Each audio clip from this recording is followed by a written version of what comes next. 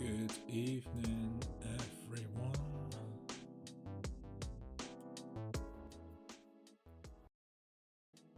Let's just turn the music down. Oh wow, did 20 people just turn up? That's crazy. Oh wow, magic. Well, what brilliant timekeeping. How are you all doing?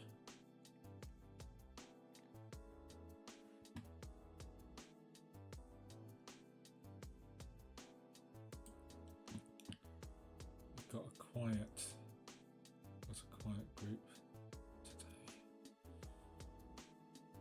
Okay, 2 seconds. All right.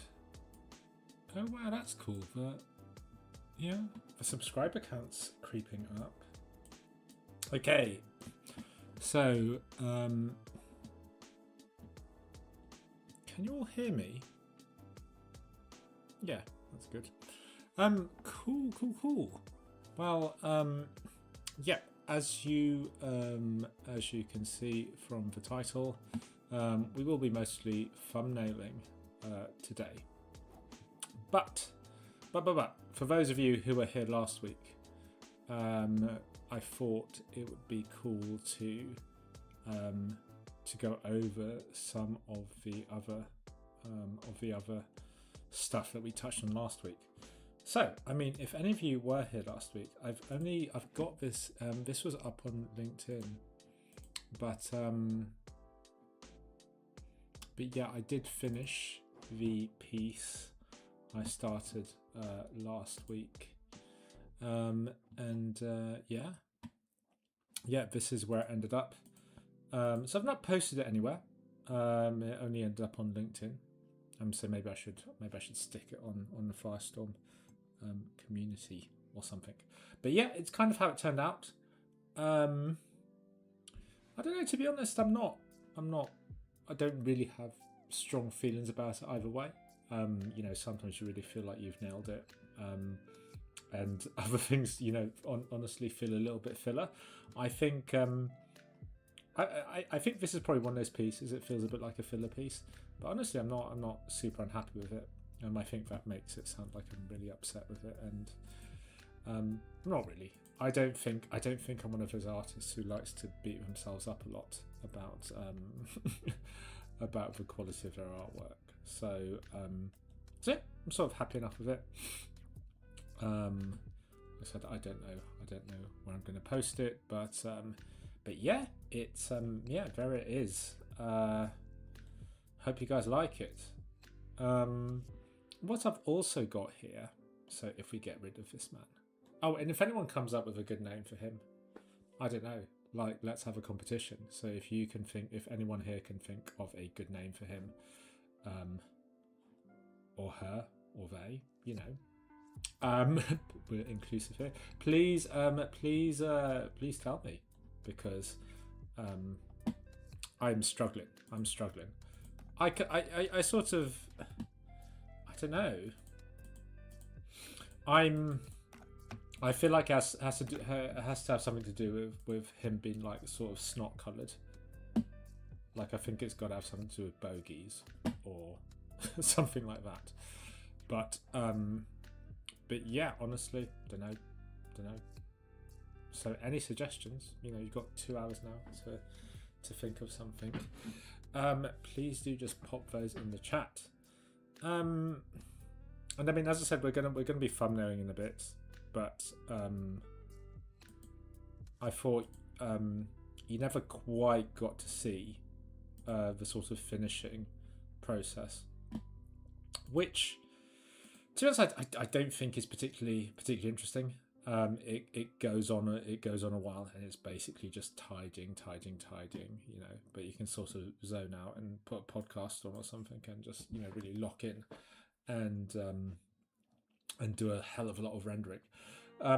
So I don't think it's really the most interesting thing to show, but this is a piece I was working on today, yeah, you can see it's a very similar sort of process. We're just rendering something out. So I've modeled this in ZBrush, rendering it out in Blender. slightly different lighting from before. I was trying to do a few different things with the lighting each time because I think that's a good way to push myself to get different looks from the software. And then you're seeing me start to do this kind of paint over pass. I mean, I think it might be worth just looking at this for a bit, because it sort of shows a bit of the problem solving. I didn't really feel like anything up here, it wasn't really doing it for me up here. I thought it'd be like for some kind of giant tick sitting on his head or something, but yeah, wasn't quite feeling it, so I kind of just gave him a mouth. Yeah, a bit like Alien, I guess, or the Slender Man, or like the Two Fairies. I think if you've seen Hellboy 2, it's a similar sort of idea. But yeah, I just dumped those in there, and I think that works a little bit better, even if there's some weird anatomy sort of going on around the lips. But yeah, I'm sort of a bit ambivalent about that. If we sort of go down here, you can see sort of what I end up doing in the paint over. So, and to be fair, I could have smoothed my normals here and saved myself a lot of work. But a lot of what I end up doing is you end up with lots of what I call little bits of sparkles, these little bits of glitter. You know, lots of reflections. You know, a computer doesn't like discern what or what not to reflect, so you end up with lots of these little specky highlights everywhere. Honestly, I think a lot of this particular workflow is just painting those out and simplifying them. You know, if a particular highlight isn't particularly isn't working to make that form more readable, yeah, it's generally better just to get rid of it, even if it's like even if you feel like it's adding detail. And then you can also just like start to just simplify and get that whole read going, right? So we just do, I mean, so if I click that on and off, you can see here like kind of what I've done there to sort of tidy it up and simplify it, right? So we just go on that part there. I think what I'll try and do there is again just simplify that highlight, and then simplify that highlight, and just, you know, always thinking about the readability of it, right? So just I'm trying to simplify it to one big highlight, because that's how someone would understand this shape, right, as a cylinder. And then you also get these little isolated bits of value there. So what we can do is we can just pull that out into more of like a rim light, and then you can go along there, right? And this here, obviously, it looks a bit janky. It looks like it's a load of sharp polygons being reflected. So we can just stretch that out, smudge that out, and so you can kind of start to hint at a shape there. You know, so a lot of it's about taking out any noise. You know, the parts of the render that you don't really want, but kind of just making it a little bit confusing. And we just get rid of them and simplify it. I didn't really show this last week because it's not the most, you know, I know I'm explaining the sort of theory of it now, but honestly it just ends up going on and on. Yeah, there's a lot of decision making that takes place when you're sort of building the image, and then yeah, when you're just sort of rendering it out and tidying stuff up and refining, yeah, I mean there's not too much to say. I think it's fairly predictable what you can do. I mean, I've recorded it in the past for other clients. You know, I made tutorials, and yeah, I know because because the rendering, the tidying up bit, obviously took like 3-4 hours per piece I was doing, and and you ran out of stuff very quickly to talk about. You know, I just sort of ended up like talking, oh, it's really meditative, you know, it's like, you know, just talking about really useless things, you know. So, yeah, I just thought I'd drop that in there because it's kind of a continuation of last week. But yeah, and also I should add that it's very important. I mean, even though you have to zoom in and tidy up, you know, all these janky bits in the render, you've always got to zoom out and check that the whole thing is reading as a whole. So don't forget, zoom out, guys. If I can't leave you with any more tips, it would just be like, you know, zoom out. Got to make sure the silhouette, got to make sure your picture is reading as a whole image, and, you know, not just like one amazingly rendered like leg thing, but the whole picture has got to work. All right, so let's get rid of this ugly mofo. Oh yes, you can see some other stuff I've been working on this week. Okay, so we need a new canvas. Right, let's go with that. Let's just go HD first. So, I mean, I figured we could do like one of two things. There is a sort of Firestorm related project that I think we could have a lot of fun with later on in the evening. But for now, maybe I'll just warm up a bit and sketch. And yeah, I'll tell you all when we're moving on to something else. So something I really like to do, obviously it doesn't work for everything, but the stuff it does work for, it's really good at. It's this sort of symmetry sketching, right? And this is kind of the problem I think with streaming sketching, is that it's like super quick. So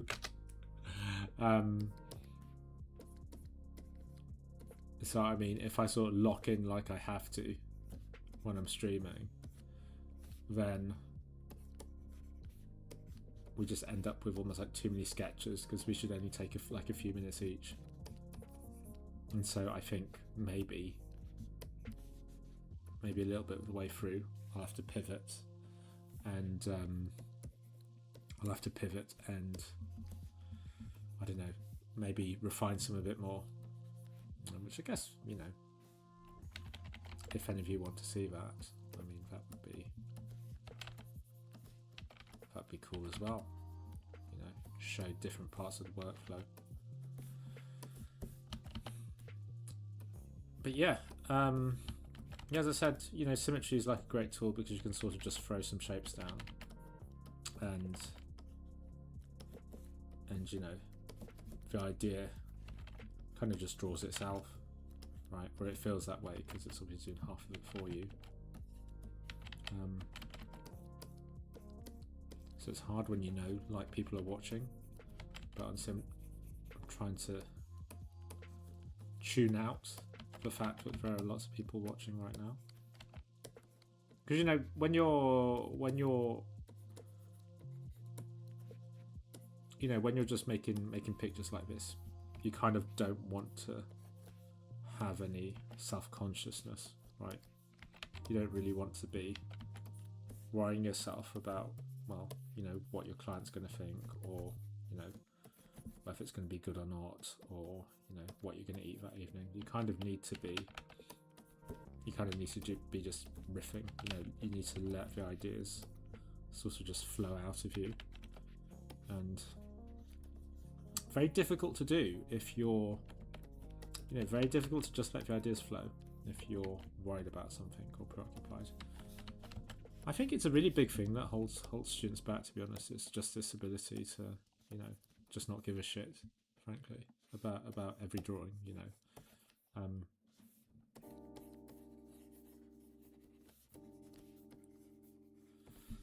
You know, I'm not sure your ego really gets less fragile as you grow older, but it's kind of like, well, you know, you've been drawn for so long that, you know,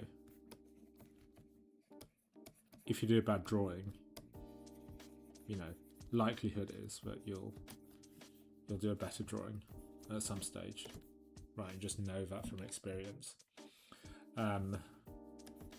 Whereas I think when just starting out, you know, it's like, you know, you do a bad drawing, it's like, oh my god, I've a loss for magic, you know. It's yeah, I guess things are just a little bit more, you know, your sort of self-perception is just a little bit more fragile. I don't think that goes away completely ever, like I was saying, but, you know, I think you do stop caring quite so much. I guess you get a little bit more sort of confidence in your abilities.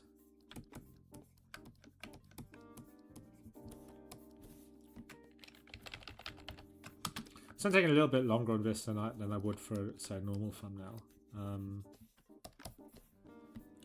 You know, as you can see, I'm adding a bit more value, and sort of painting it at value to add more shapes. Again, that's a little bit more in depth than I would. Yeah, probably wouldn't bother, to be honest. But you know, hey ho.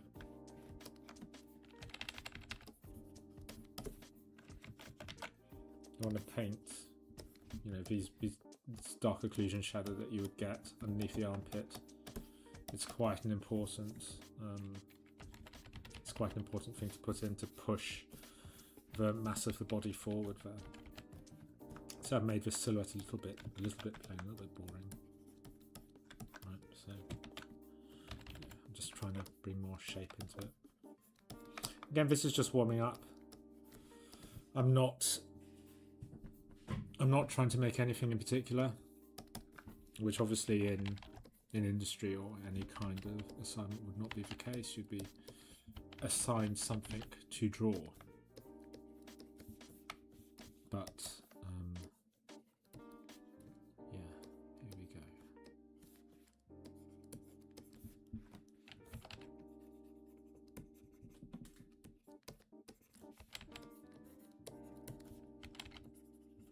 So when you're working with value as opposed to line, it's important to think in terms of shape. You can see how the dark value behind the face pops the face forward.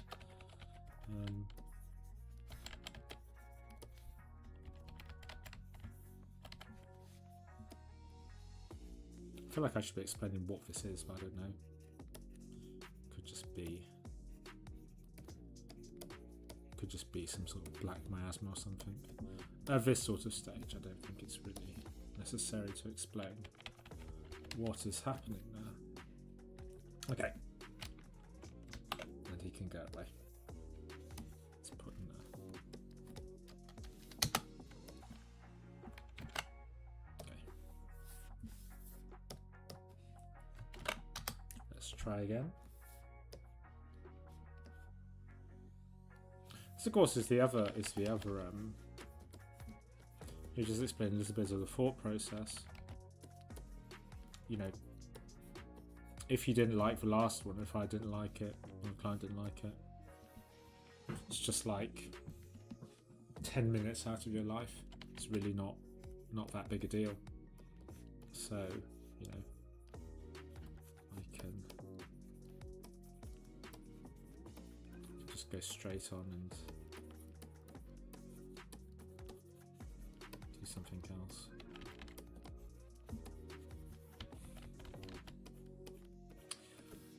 I always think it's good to come up with, like, it's easy, I think, to come up with fabulous shoulder pads.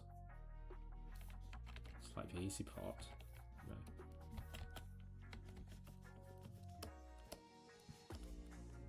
know.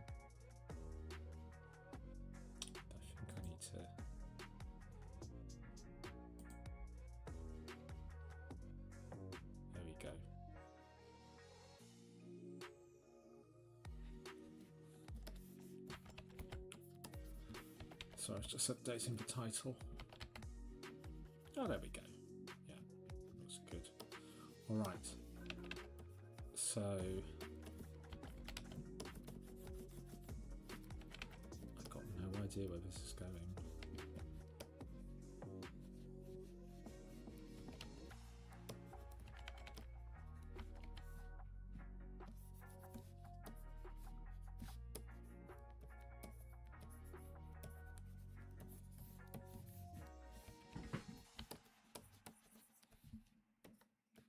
Fairly wild proportions, right?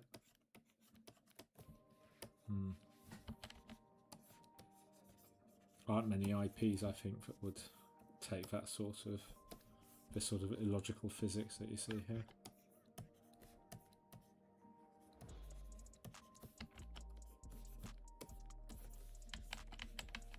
Yes, I think with what the body's doing, the head's a little bit boring.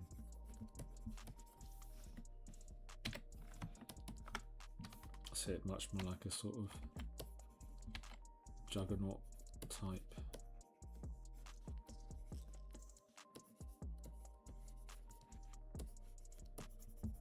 Juggernaut type thing there.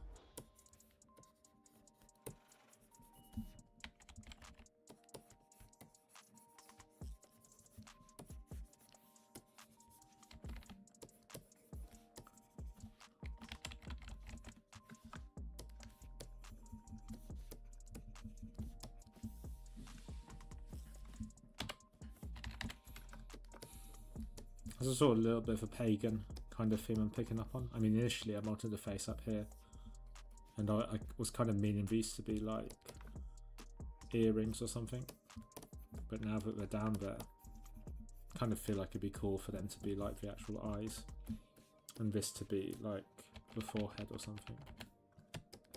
You know, even though we're facing forward, it kind of hints at like a sort of cool gesture underneath that.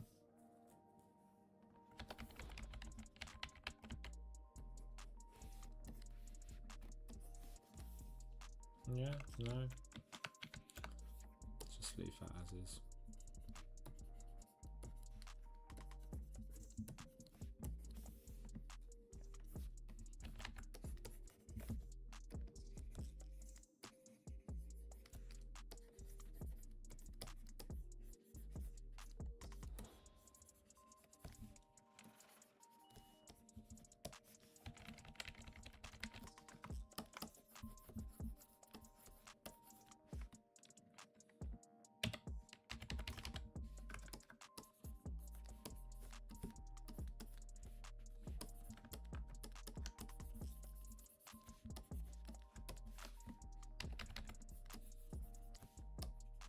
It's interesting because I'm imagining most people here are like 3D peeps. Are there any like 2D people here? Anyone whose main focus is concept or 2D? Please feel free to pipe up in the chat. It'd be good to get to know you a little bit. Don't be shy. But yeah, if there are any 2D artists, any concept artists who are watching along, go on, make yourself known. You can answer any questions you might have, or let me know what you think about the designs. If you want me to try anything else.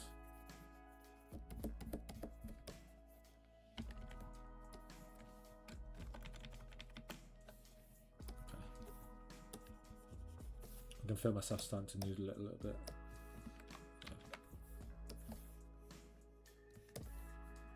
There we go.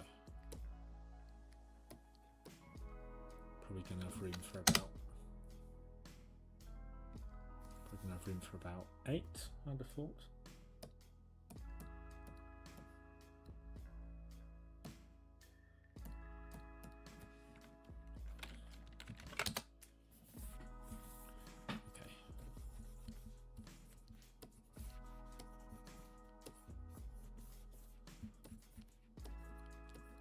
So when I'm starting off, at least initially, I started with kind of a very simple shape idea.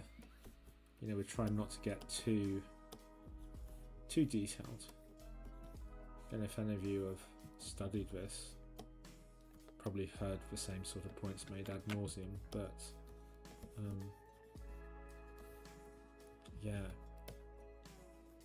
if you start worrying about details before you've got the sort of initial idea working, yeah, you're going to run into problems.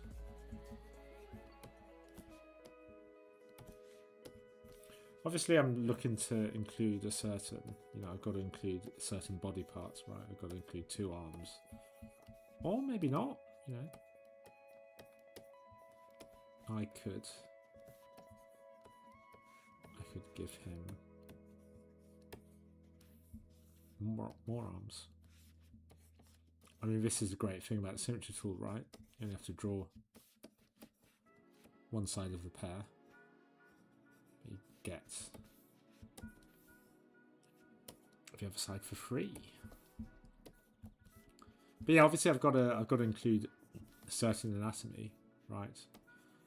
But it's also about creating an appealing combo of shapes there.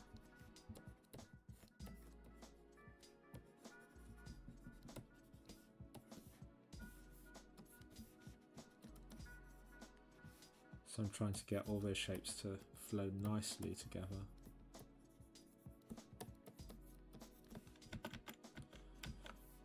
And of course, thinking about the silhouette all the time. And whether you are 2D or 3D, you probably heard that ad nauseum, right? So here are the things that make the silhouette work. Are sort of this large shape on the side, Everyone has like Bart Simpson example, right? With the sort of distinctive shapes on top. It's actually not all about that, creating an interesting body type underneath for bottom. So here we've got a very broad-shouldered character going to very narrow, thin legs, even though they're pretty muscular. That does a lot of the thing, and then we got this, this quite simple shape on top. But again, that would be quite a distinctive silhouette. And of course, adding all the arms there, that's a huge effect on the silhouette. Okay. So, just going to decorate a little more.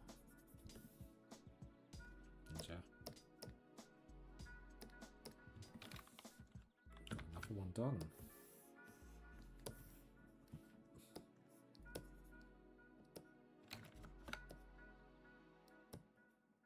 Oh, maybe it's 6.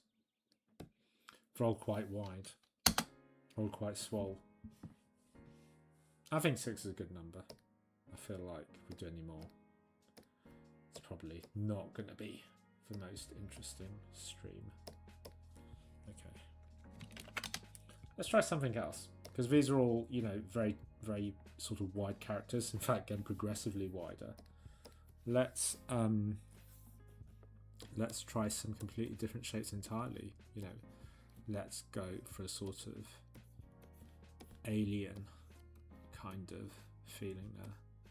So straight away, deliberately going for a much slimmer kind of arrangement there. Although, just because they're slim, I don't know if their clothes will be, right? Some of my favourite fashion designers, it's crazy because they have these like stick thin models and then they just pile a shit ton of fabric on them. So, okay, so yeah, the hips there. I don't know, my hand just started moving. I end up with this. So it's like one of those like old-fashioned, like really like voluminous poofy dresses. A bit of Iris Van Herpen type vibe with all the sort of flow. She must be like the most referenced fashion designer for concept artists. So if you don't know her, do look her up. Okay.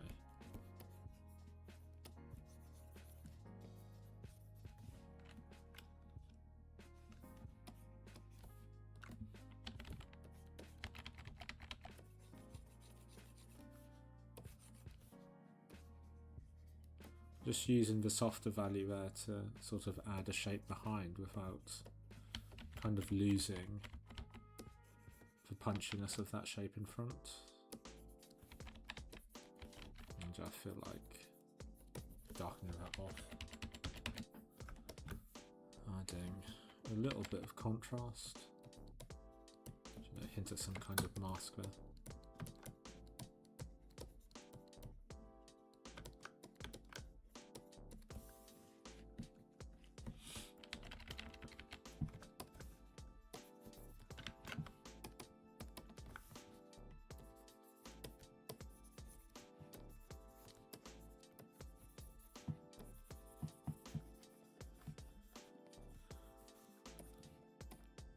It's a bit of an interesting one, actually, using value in thumbnails like this. It's not something that I necessarily encourage. You know, what I see quite a lot is people like filling the silhouette in entirely, and I don't think I ever do that. I think if I fill the silhouette in, I keep the line and then just fill in underneath it like so. You know, and that I think helps show the silhouette while still kind of keeping all that detail you get from the line work. That's just me. What do I know? Sometimes I feel like my students don't feel like I know very much, but I'm just overthinking it, right?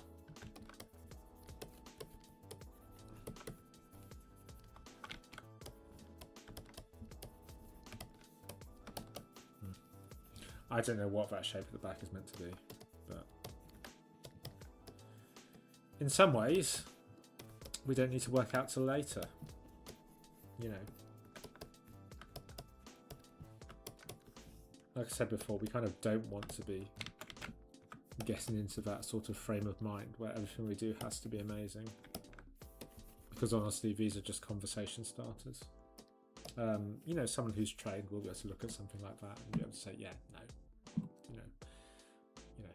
It's not hard to decide from that if you like it or not. If you want that idea explored a little more, or you know, it's a no-go. If any of you follow me on LinkedIn, I wrote a post about it this week because yeah, you know, I knew the theme this week was going to be this kind of quick ideation, and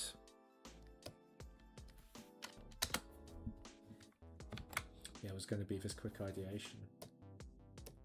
And you know, one of the great things about it is also like, yeah, you know, obviously you're waiting for your client to say, oh my god, love it, that's amazing, you're the best artist ever. You know, what fantastic artwork, you know, how did I get by without you as my concept artist? But actually, you know, the whole point of thumbnailing is sometimes to it's actually you want your client to reject things. You know, you want them to say, oh no, not that, right? Because that way you can pour yourself, you can pour your attention into all those ideas that they do like, right? You know, it's past a certain point, it stops being about the quality of the work. You know, you've got to remember that you're trying to have a conversation with your client, right? You're trying to work out what they want, but of course, because they're clients, they're not going to tell you exactly what they want. You know, they're not going to say, oh, just give me this exactly, because that make it too easy, right? Yeah, you got to show them. It could be this, it could be this. and then let your client decide what they want. Of course, sometimes the client has no idea what they want, and it's your job to put, you know, choices in front of them. You know, put like possibilities in front of them, so they can then be like, oh, actually, I didn't want that. You know, oh, that, yeah, I you know, so you can suggest a new direction to them. And also, I think sometimes it's just really hard to talk about what you want. You know, how do you describe a dream? Or, you know, you think you're visualizing it really perfectly, but actually, if you described what you wanted to someone, if you had to write it down, it's super hard, right? I can say I dreamt about a strange man, but what did that strange man look like? You know, and you're trying to pull something out of your memory that's super, super hard. It's yeah, it's tough stuff. So that's why we do all these quick sketches. You know, it facilitates a conversation. It lets us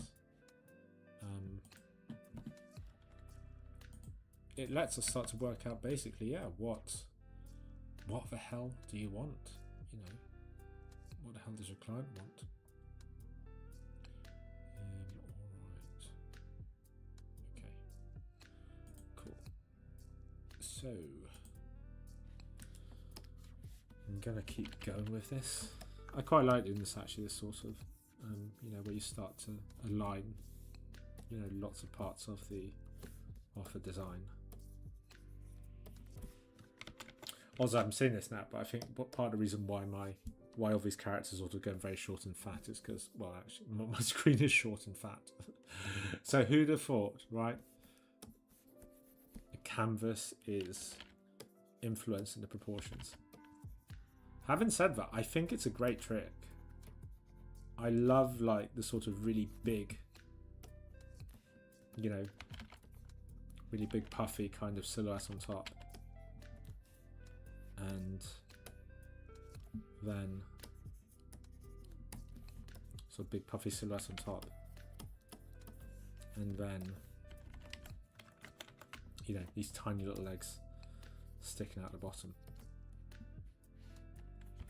I think it's great.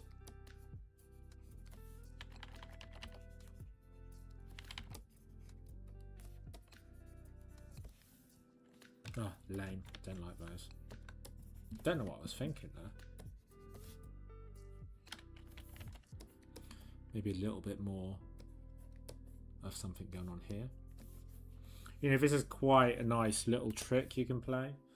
You know, when you have ideas mirrored in other parts, right? So you can see the sort of idea behind the main body itself is mirrored in the face, and that gives it this kind of nice fractal sort of quality.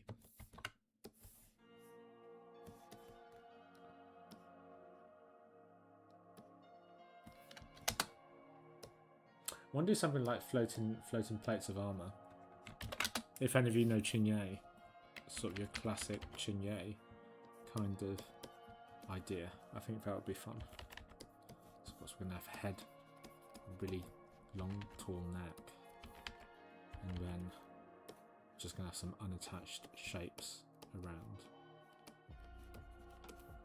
And it's someone else's job to write the law or justify these crazy physics. That's the sort of thought you should never say out loud. You know, all the departments have got to work together, right? But I don't know. I can think of like Bayonetta, Bloodborne. I can think of a few IPs where, you know, you can get away some fairly like mental physics. Okay. So you see, we've gone super wild there.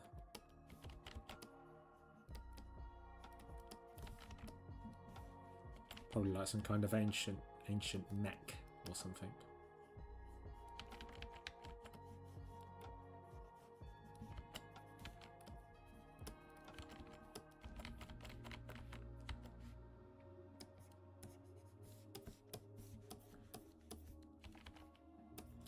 Oh god. If everyone piled into the Twitch stream, We could break 40.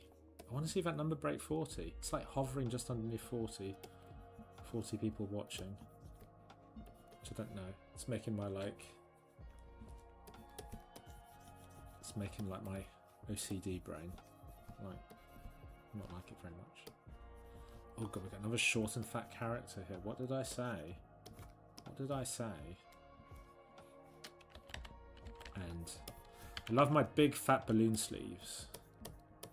Because it means I don't have to draw hands. Don't have to draw any hands.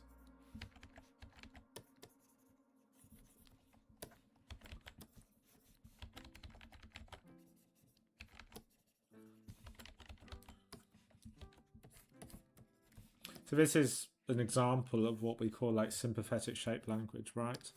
If I just change color here, what it's like we're in one of my classes, right? But you can see here that we have this sort of overall shape idea, and it's mirrored and echoed throughout the piece, which gives it a sense of visual harmony, right? The same thing is kind of true here. You know, that shape is mimicked there, and then in there. Actually, you can see it's a sort of big, medium, small. So again, if any of you have done a class in sort of the principles of design, not just a sort of technical class. You know, you often hear like character design for film, and they don't really go into design theory. But if any of you have done design theory, it's again big, medium, small, consonant shape languages. It's a very yeah, it's a very important thing to be thinking about there, and it helps just the whole design hold together. It's almost like recipes. You know, you're building. It's a recipe of shapes that you can put together, right? You also need to, like, decision fatigue is a thing when you're drawing like this. Yeah. You know, you kind of want to set up your shape theme fairly quickly. Otherwise, yeah, if you think about it too much, you know, it's tiring. Okay, so I'm not like it. Well, I said I was making floating stuff, and here, you know, look, I've attached it. I've not committed fully. So I think opening up that design a little bit more helps a little bit with silhouette. Okay. So I think honestly there's not too much point, I think, going much further with this. But let's add some little cute little details there.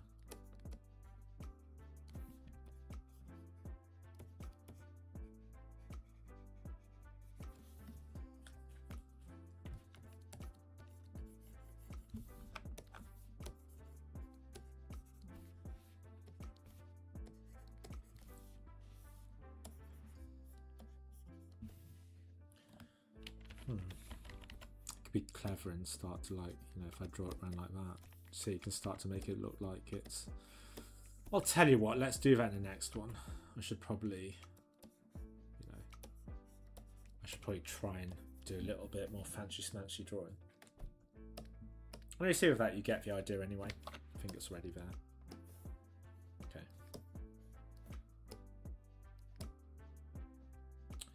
Well, that would be our page filled up, but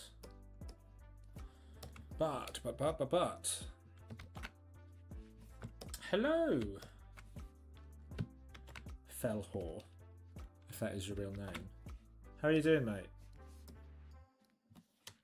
God, it's like, oh wow, now you're all being chatty. God, we are like 3/4 of an hour in, and no one said hello yet, apart from these two brave souls.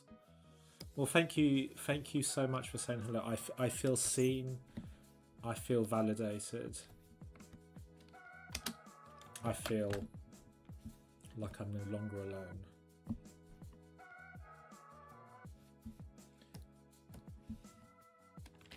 But to be fair, if I was watching the stream as well, I don't think I'd probably say anything either. If it's someone I know, like I know Pat now, so if it was in Pat's stream, I would say hi. I would say hi. But then I also wouldn't like to talk too much because I feel like I'm thunder stealing, you know. So I do get it. Yeah. I think throughout school, uni, everything, I've just been, oh, just let other people do the talking.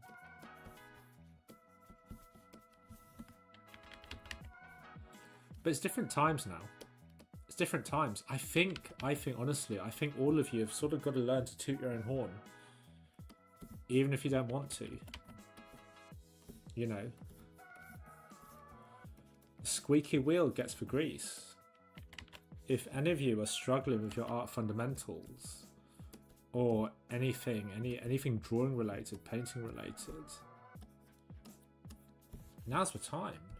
You can ask me a question and I'll answer it. But no, I agree. Too far outside the comfort zone. You know, I get it. Okay. Who are you, Felhor? Do I know you? You Firestorm crew or something? Same goes for you, Axios. Do we know each other? If not, we do now. So you see how I'm adding that overlap. So it looks 3D. My God, it was so simple.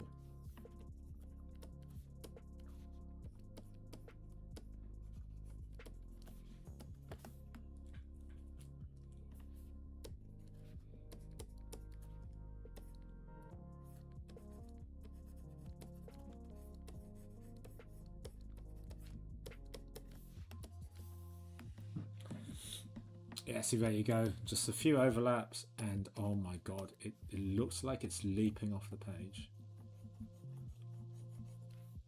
Jesus.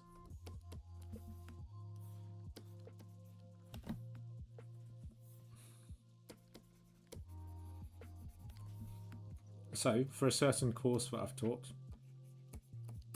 overlap is the first lesson of drawing that you get taught.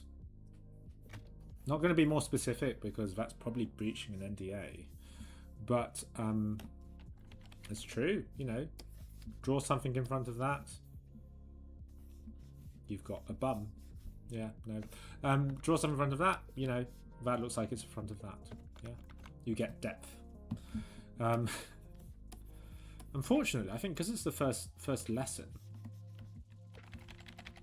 everyone forgets it by the time they get to the end of the course. Which is why to all of you, it's why practicing every day is so important. Because I think, you know, when you're on your art journey, you're always learning, right? But you've got to make sure that the stuff you learned previously doesn't just go walkies, right? It doesn't just drop on out of your head. It's super annoying. Like, I remember, I think it still happens now, to be honest, but I feel like I've made this huge breakthrough. And then, yeah, it's like learn how to use like your pinky and then your big toe falls off or something. You know how it is. It's like you can only hold so many ideas in memory concurrently. Then your working memory runs out. I think that's always the case, you know, but what happens is that each skill you learn stops costing you so much the more you practice, right? So it doesn't take as much energy to keep all those mental processes on the go, right? So you can, you know, think about anatomy and overlap and all that stuff all at the same time, and it's fine.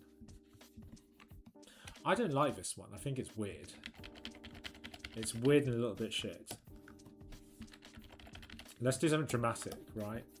If you don't like a thumbnail, so there's no point getting attached to it. You know, if you want it to change drastically, you got to change it drastically, right? So, you know, if you feel like something's not working, you know, don't be afraid to really demolish it. If you're that worried about losing your, you know, if you're that worried about, you know, working reversibly, you know, just save it off. I think what's happening here, though, is because, you know, I was so proud of using the overlap up there that I've, like, I'm not just, like, having fun with the shapes and all. So,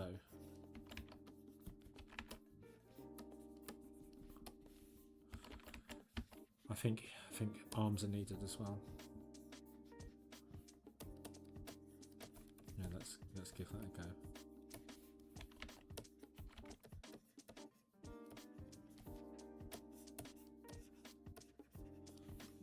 I really like drawing these kind of quick gestural hands.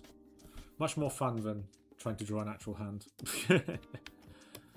Oh god, yeah. Like sometimes when I have to draw hands for students, I'm like, oh Christ, I'm gonna have to try now. And then they always end up terribly. But like, if I just pretend that I'm really proud of my drawing, then they just sort of nod along because I'm the teacher, and they just go, "Oh, yeah." And I'm like, "Yeah, you know, yeah, it's a good drawing of a hand, isn't it?" Just like try and gaslight them into thinking that I can draw. I can't draw. It's all a sham. I don't know why Heather's hiring me.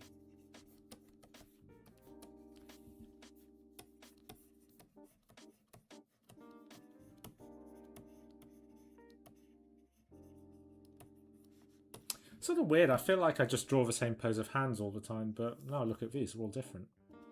So, you know, there you go. It's all that negative self-talk again. Okay. Actually, with all of them together, I kind of like that one. Feel free to shout which is your favourite one.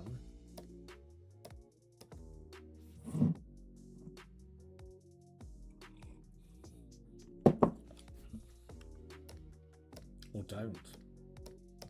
Or don't. You're still loved regardless. Okay, one last one. Which will take us neatly up until the hour.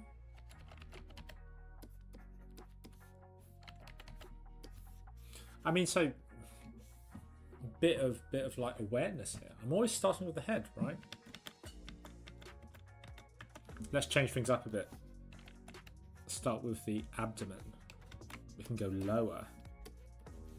I can see where this is going. Again, it's sort of an archetypal, kind of like body type. There's that kind of idea, right? Where you got such like a bottom heavy character that they've like have to squat down, they can't get up. Also, this one's like naked, so let's cover up. Right, we're not that sort of channel.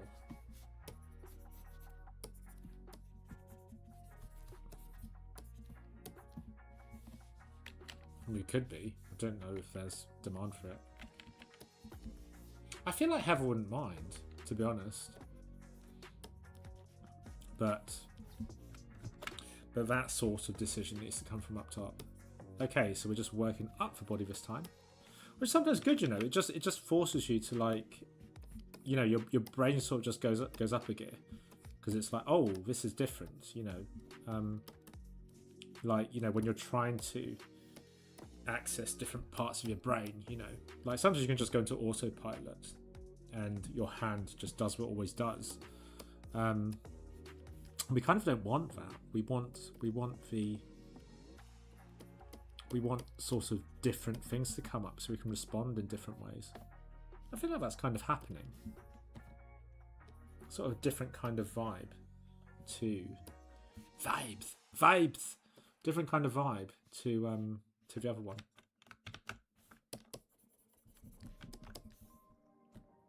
Oh, this is a thing, right? Sometimes I'm a real fan of like leaving the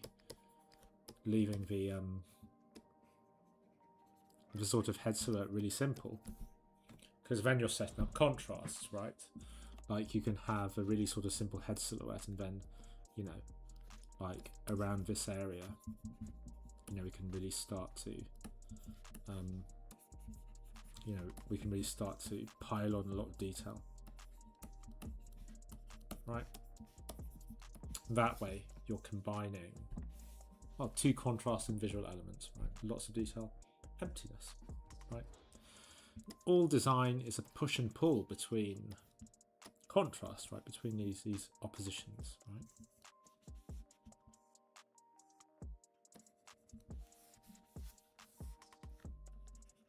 Yeah. Everyone listen to Ko-Fi Streambot. What is Ko-Fi? Got no idea.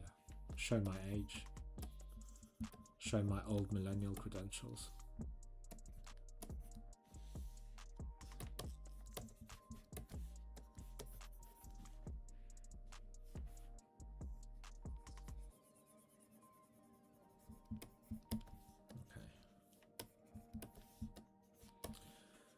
Oh, that'll do. I don't think it needs much more than that.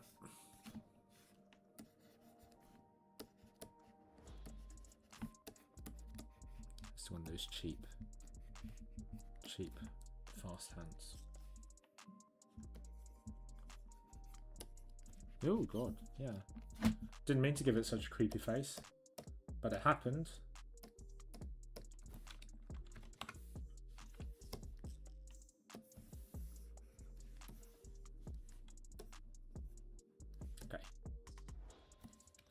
We go. So, well, that will conclude the first half of the session. It's funny. He's like better rendered than all the others. Happens sometimes. I mean, honestly, like sometimes the first one is when, you have this like special energy.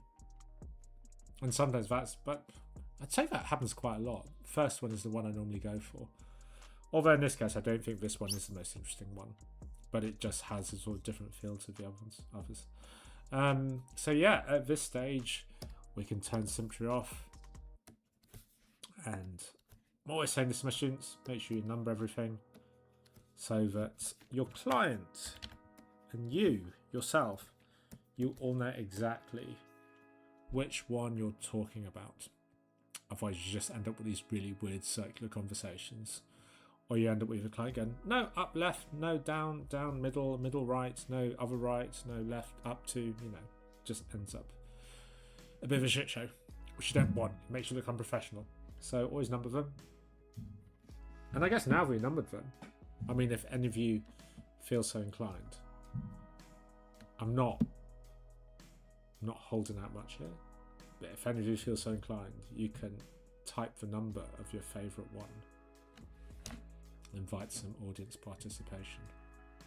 But either way, that brings us up to nearly an hour. So,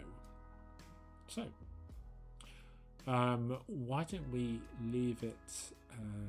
Why don't we have a little break there, and then I'll be back in a few minutes with Project Monster, which I will tell you all about. It's kind of fun. And yeah, I'll see you all in a bit. Yeah, peace.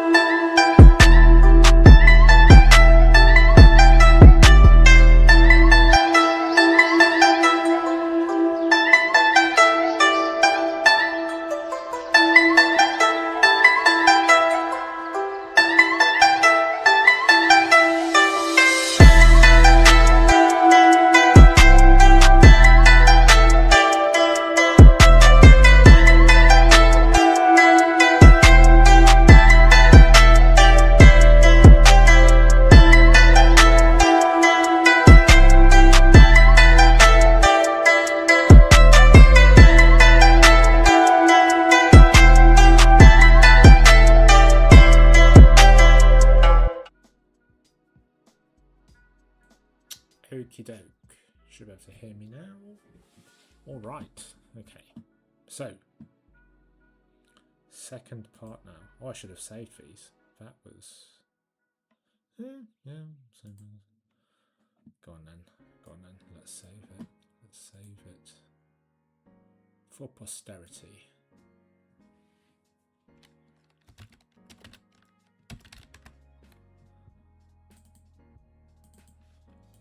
I mean, the next thing we work on, I do want to save.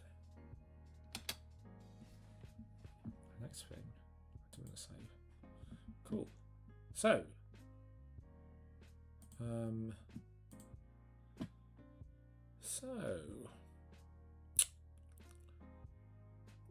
tisk.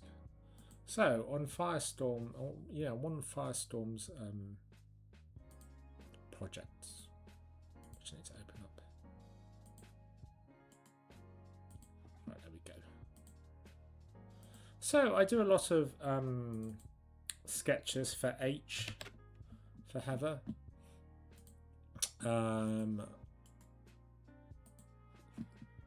This is one of them.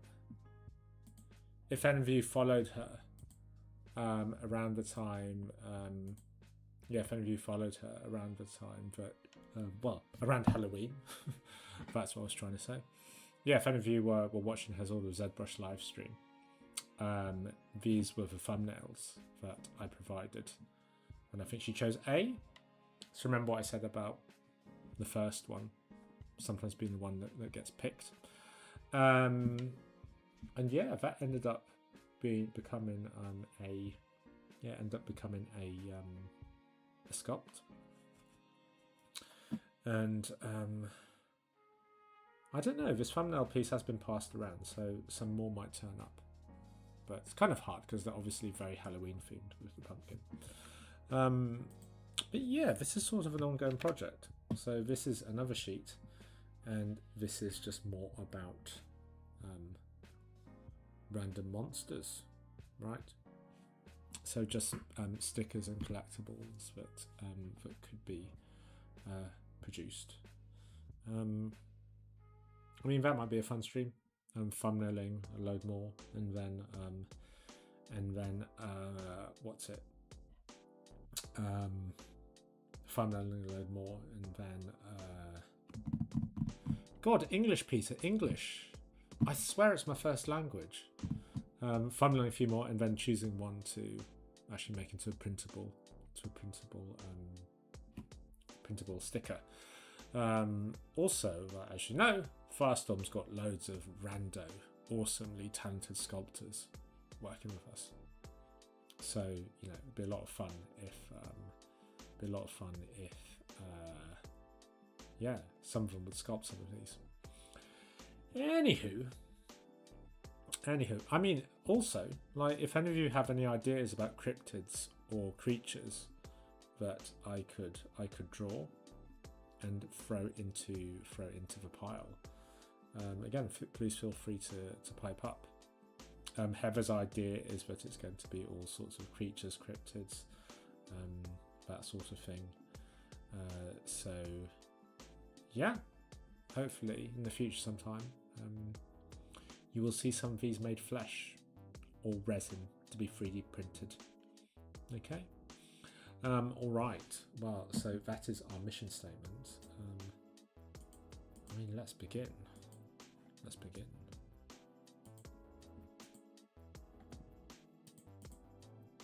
I mean, just looking there, I felt like the Firestorm night could have been better.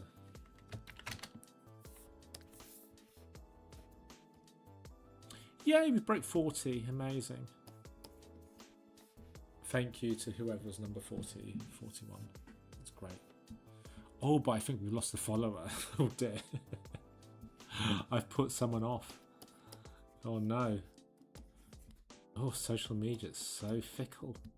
Oh well. Hopefully it wasn't nothing I've said. The 3D people will be back here. I think on Sunday. Pat is here. Patricia. So, and then I imagine the Monday after. Pat is back. Pat Emery is back. So, you know, you'll see many more 3D guys.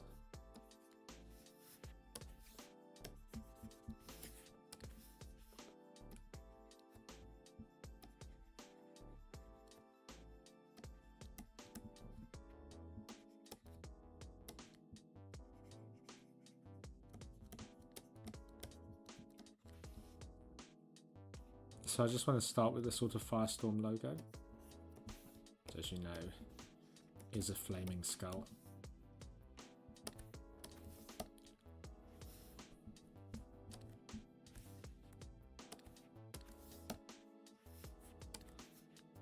And we just need to put him in a night.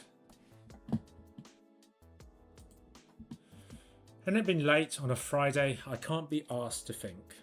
But also, I think it's the sort of thing you shouldn't really think about too much.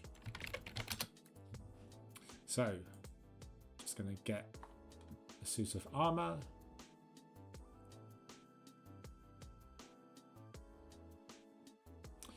Yeah, so many cool suits of armor. I mean, we could go quite sort of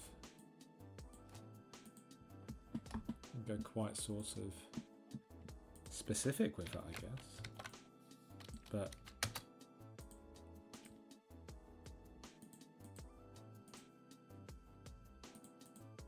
so I'm just kind of doing it to get the overall layer and the plates right, but I kind of feel like I want to make him like sort of cute and tubby. If any of you have seen Meta Knight, like, yeah, that's the sort of vibe. So you do need to leave a gap at the top.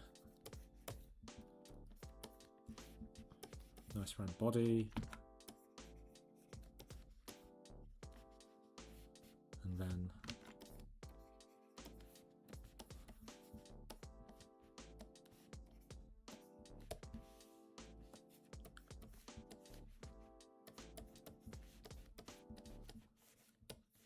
so we want really stumpy body.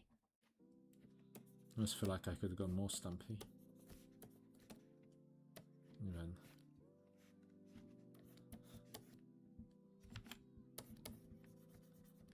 let's draw some shoes on there.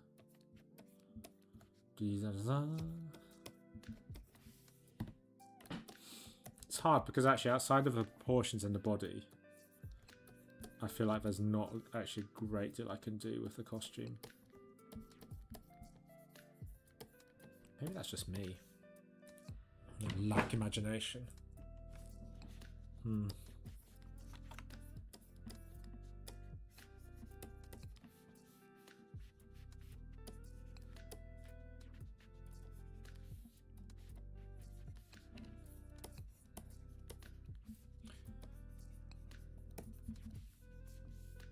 I feel like I could change the pose up later.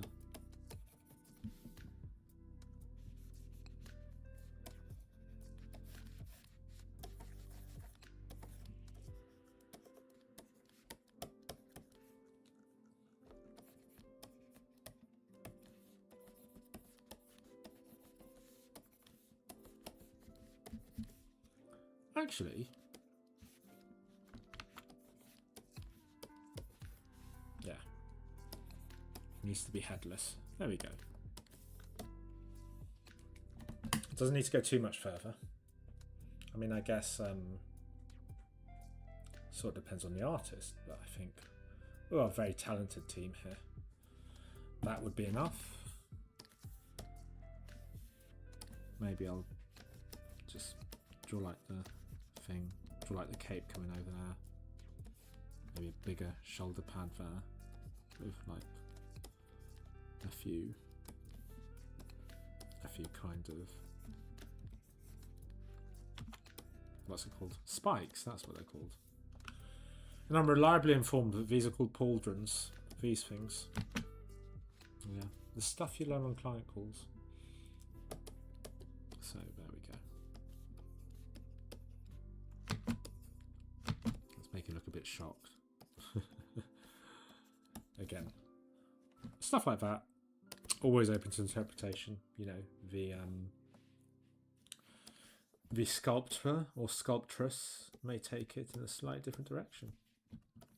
And that is fine, you know. You gotta let people do what they will with your design. I don't know why I'm drawing the base on. But there we go. Okay, you can get rid of the reference.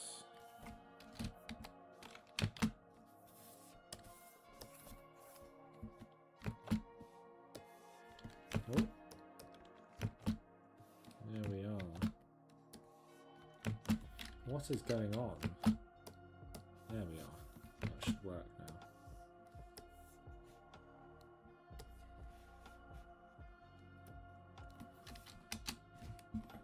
Okay. You guys have just all reminded me, actually. I want to show you all something. Unless...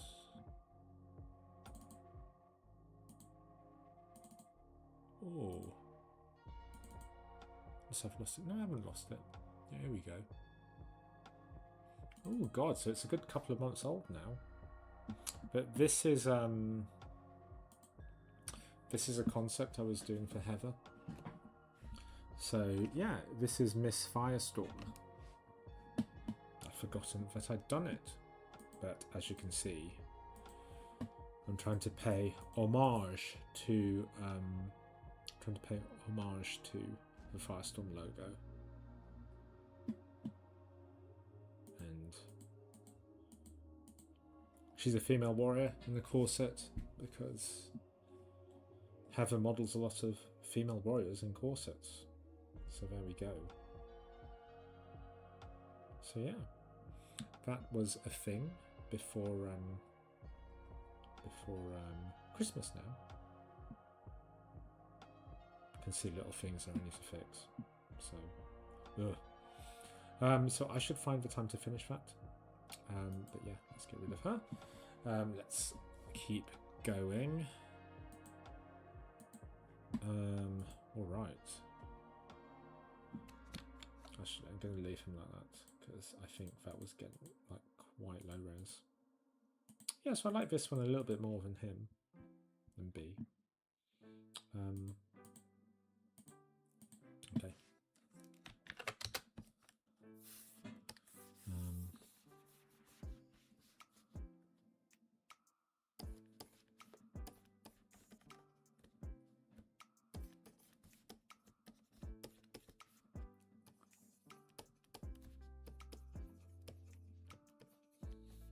Not quite sure where this one is going, but it's going.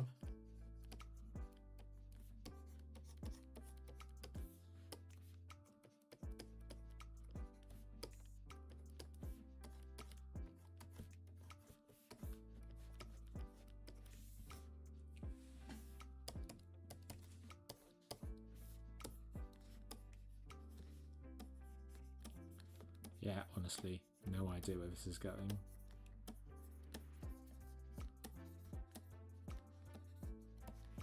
But to be honest, it's it's kind of not up to me whether it gets picked or not. Or, you know, it's not, you know, when you're working through this in your own project. Well, it wouldn't be your own project, would it? It would be, you know, in sort of professional capacity. You know, it like wouldn't be up to you to... It wouldn't be up to you to choose, you know, to choose which one gets put forward. So, I mean, it's kind of, sounds a little bit miserable, I suppose, but actually it's sort of liberating, you know, when it's not your decision about what gets picked, you know. It's like,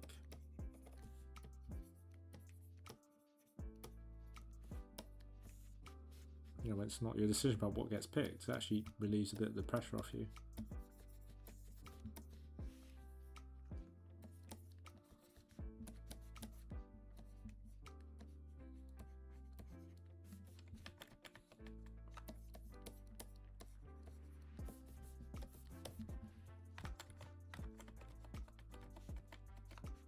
Ooh.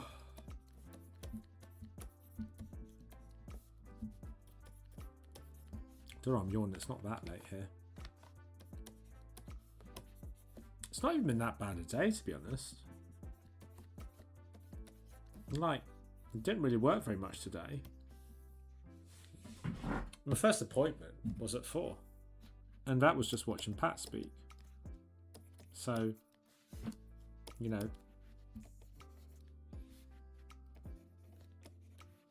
God knows.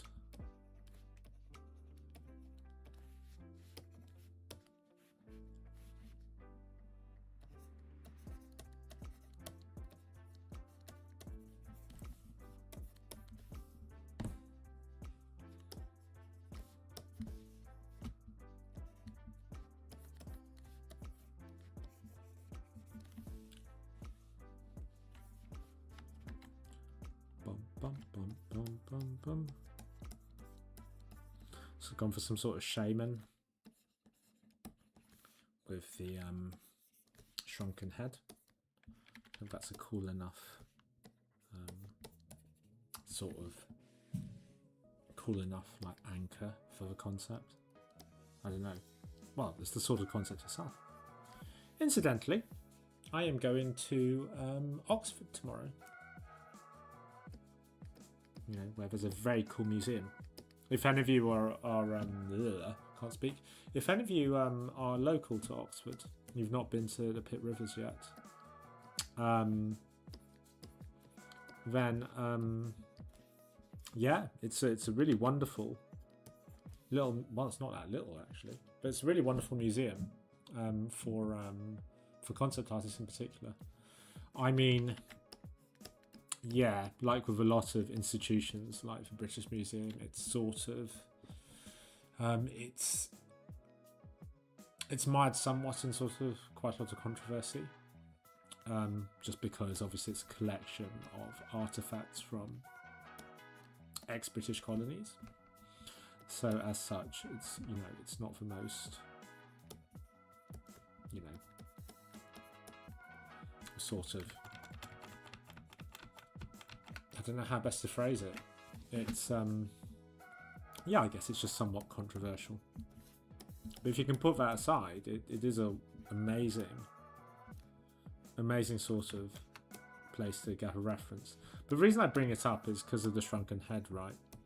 It was famous for having like a little display case of shrunken heads, and I don't believe they're on display anymore because they got back in touch with, I guess, the culture from whence they came, and I think it was something like, yeah, they believe that the soul of the person is sort of preserved in the shrunken head.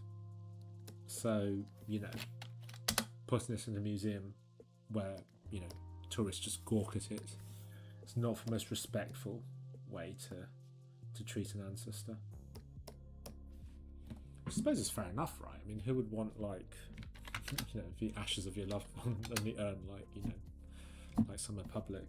So, so yes, I believe they're not on display anymore. But yeah, there we go. There's a little aside. I guess we've got 2 more.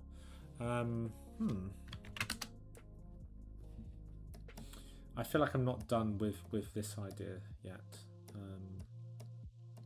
Oh, I've lost him. Yeah. I want to do a headless horseman, like a sort of humorous take on it. I think Hev will appreciate that. She's fairly humorous.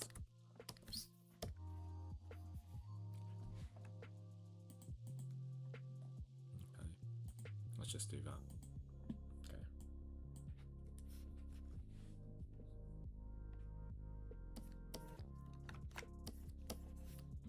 So we need a skull, and somewhat annoyingly, it needs to be like that. So lots of people like to, you know, do that. So you sort of put a T, and that's your skull shape. It's from How to Think When You Draw. So if any of you know how to think when you draw, absolutely spectacular resource for artists. But yeah, do you see how like forms a very sort of like skull-like shape when you think about that T shape there. So got that. Need You need to have mouth open, like he's having a good time, because he's riding a horse. So, never done it myself. Always scares the shit out of me, the thought of doing so. But it's a drawing. Okay. So the aim here, or the idea, my genius idea, is to do a headless horseman. Except he's not headless. He's got his yeah, he's got his head. I'm just trying to see. It seems to just be dressed in black and have a cloak. Okay. Seems fairly straightforward. Okay. So there we go. So one, it's kind of obvious that his head is not attached. So we need to have that.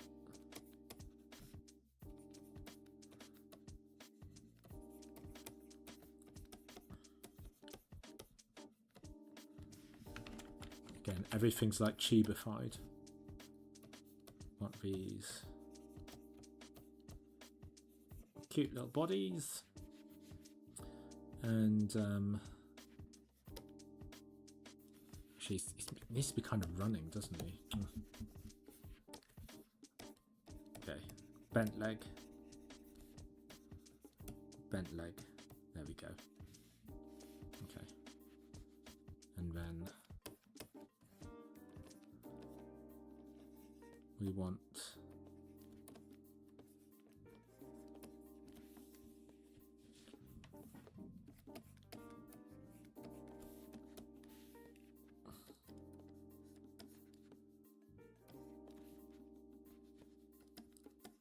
he's going to be left-handed, but I don't know. If yes, so what? We'll just flip him round. Oh god, and how do you hold the sword like that? Yeah, it's going to be like that, isn't it?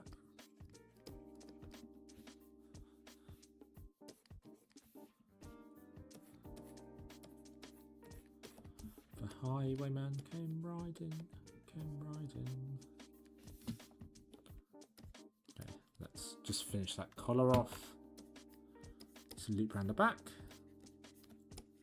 Giving it a bit of a square. No, triangle. It's a triangle. Triangle, damn it. And, I don't know. I feel like you should have a little bit of something. I don't know how you dress a headless horseman, though. They all look fairly uninteresting. I guess wearing a cloak. He needs a cloak, that's for sure. But this guy's got quite a big belt. Let's do a belt. Give him a belt buckle. And then I don't think those are the easiest things to 3D print, cloaks.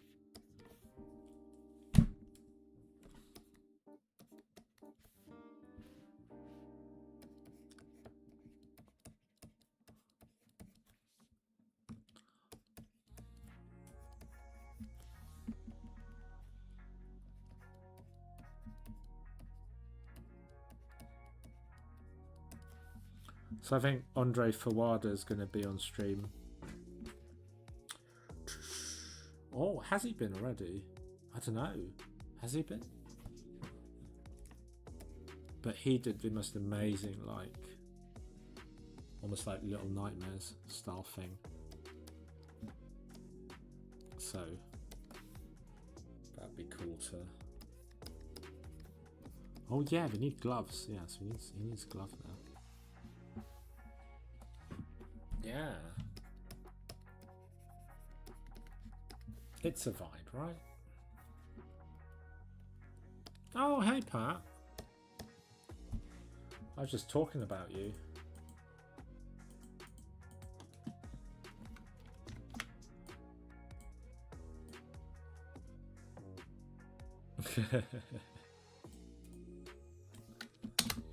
No, I was just saying how I basically went from your talk into here.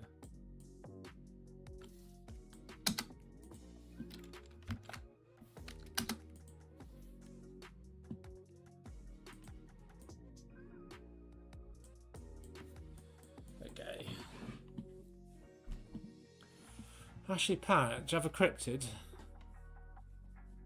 Do you have a cryptid you want thumbnailed? I'm assuming you've been fed, so you've got like energy. Yeah, go on, go for it. Give me a cryptid. We got these from before.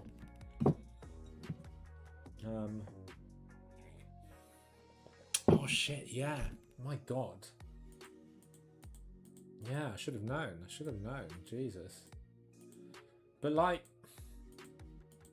I was gonna say you still got like 20 weeks to go before you get to W, isn't it? How many weeks do you have to go until you get to W? It's like 20 or something. I mean, it's not crazy. It's a good few months though, isn't it? Alphabet.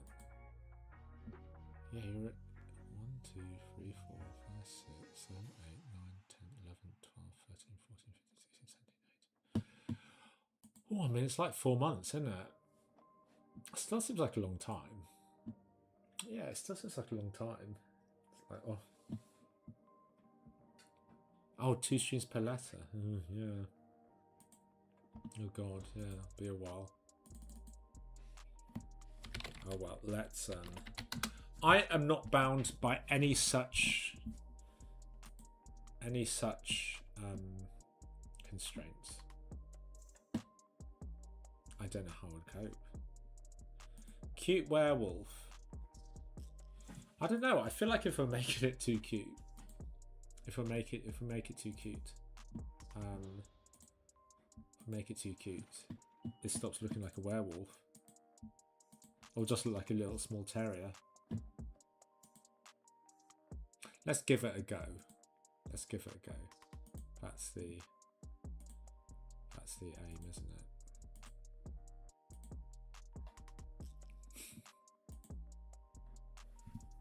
But that's a beautiful concept. Who did that? That's lovely. I feel like I should shout out whoever that was. It's just the internet being the internet though, isn't it? It's like, who did that? No one. Oh, that's a shame. That's a shame, because I think that's a very nice concept. But hey ho. It's what Creative Commons has done to us.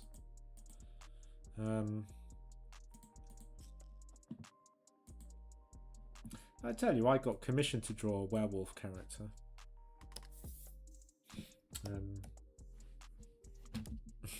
Actually, yeah. If that's ever something you want to get into, there's definitely a market for werewolves, especially buff ones. Oh no, I gotta stop there. Like I said, I don't know if it's that. It's probably not that kind of stream, right? Oh my god, yeah. But oh god, drawing. You get me to draw things that I have no idea how to draw. There we go. I've done little bits of animal drawing, but like I'm definitely no Terrell Whitlatch. But you know, it's funny when I designed the Annihilation Bear. Yeah, when I designed the Annihilation Bear, it was yeah, I'd never drawn a bear before. So you know, this is the thing about concept art. You can't just like whinge that you've never drawn something before. It's kind of just like, well, get on with it. I am going to just be making that excuse though. Yeah.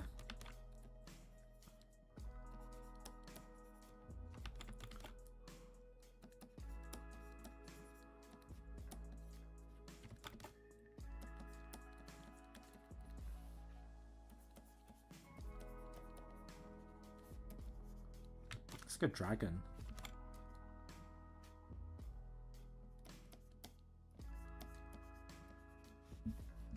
Yeah.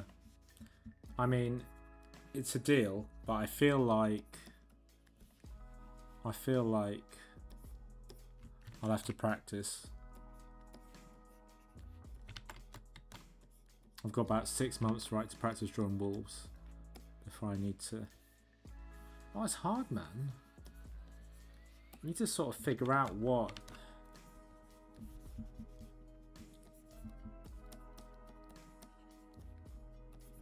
Yeah, because it just doesn't look quite right to me. It looks more like a sort of cow. I think, yeah. But someone said that to me. You know, when I was designing the Annihilation Bear, I think someone said it looked like a dog. Yeah, it might just have to be a weird cow. He might just have to invent a new animal class.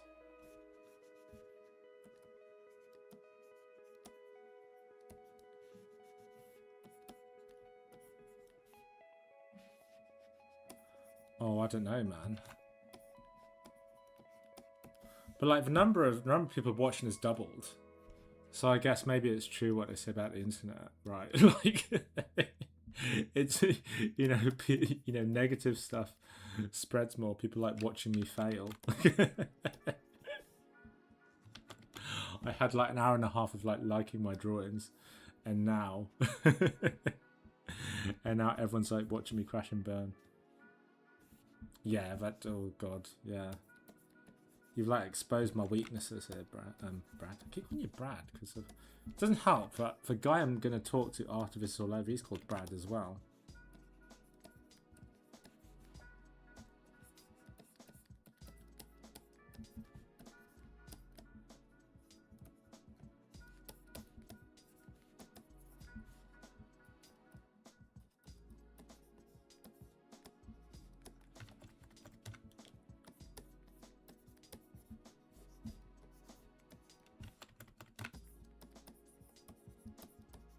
Yeah, you know, like how just like flip and forget how to draw. You know what, I think the body shape's kind of like Baby Bowser. I know, I thought you were called Brad. I thought you were like Brad, But I mean, I think it's good. I don't think, you know, I think it's clever actually. Because, you know, I never thought about it, but I think there are advantages to having your name not be your actual name, right? I think especially now, you know, with all the like privacy stuff that goes on. But yeah, you know, I know a few people who let's give them a quiff. I know a few people who, like, their name isn't their real name. One guy I do know his actual name, and when I found out his name, it was like, oh, I've been let into a secret circle. It's like you're a member of the club, so it's kind of a cool thing to have. But the other guy, I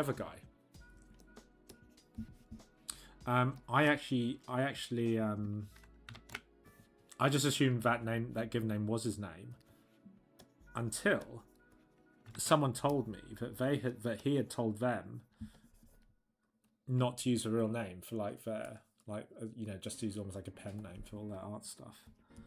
And so now I'm like, oh my god, is that his real name or not? You know.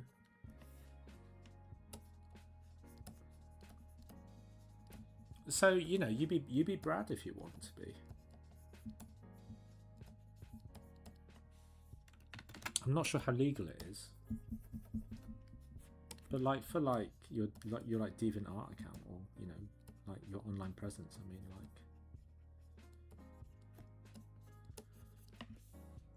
I mean, like I've named myself after prescription medication, so that's probably not in the best taste.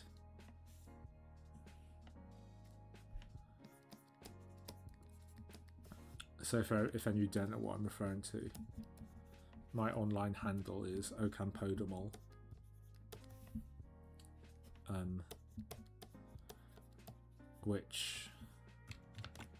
Which is a play on cocodamol, which is a which is a famous prescription medication. And for shit I end up talking about, right? But it's a combination of paracetamol, I think, is it not? Is it? And cocaine, I believe. I think it's codeine, which I think codeine comes from cocaine.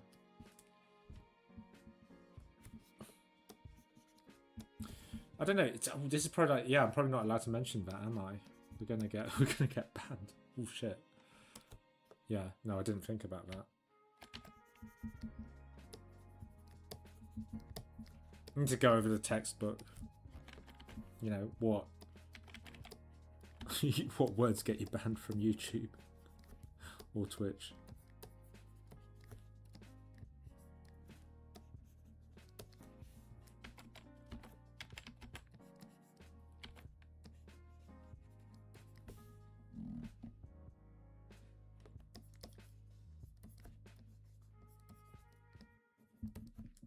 I don't know, I feel like it's Baby Bowser Werewolf. I saw it inadvertently stolen Baby Bowser's I've stolen Baby Bowser's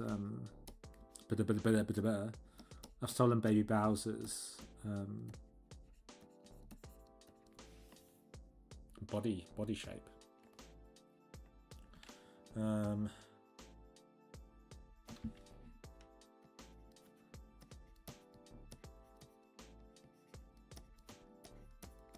Baby Bowser's cool.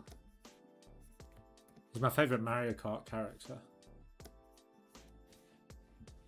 So no one else pick him. Or else.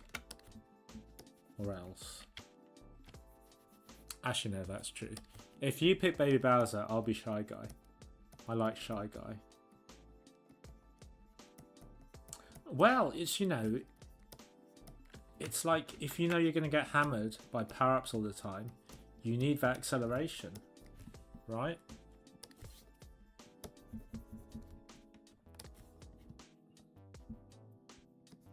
Yeah, I know, that's a good one. Does anyone actually go for the like max speed characters? Are any of you like actually like... Yeah.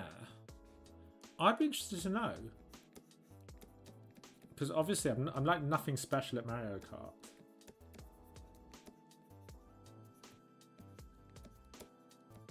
I can beat my niece, but I don't feel proud about that anymore. It just feels mean. Feels like just punching downwards. But also like, she should practice more. She's the one who actually has the game, right? I'm going off like my Mario Kart intuition from years ago. So, you know, should be like everything. Like, if you want to be good at Mario Kart, like everything, you got to work at it. You know, you can't just like decide you don't like it and then stop. Hey, Firestorm Studio. Who's that hiding behind the Firestorm handle? Go on, I feel like I know you. I also feel like I just want to guess, but I don't want to shout out the names of all the team. I don't want to like dox. Dox everyone.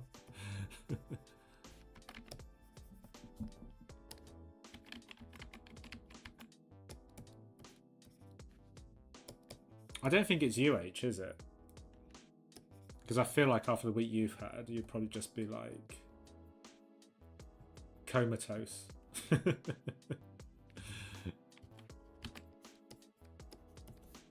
I'm giving them a quiff, Brad, because I don't know. Brad?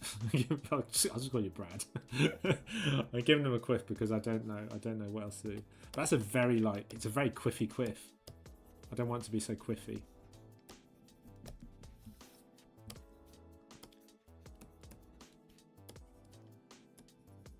You can obviously get rid of the quiff.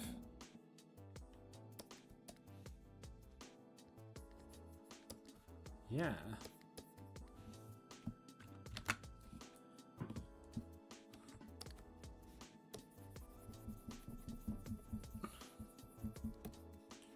I mean, I'm not so upset with it now. You know, there was a little bit of like blood pleasure. What is blood pleasure or pleasure? Don't think it's anything, right? Blood pressure was elevated for a bit there. But you know, you got to live on the edge sometimes.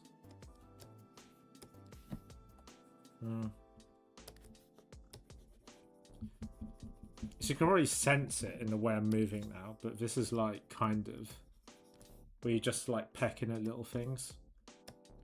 And that's kind of what you don't want to do when you're drawing.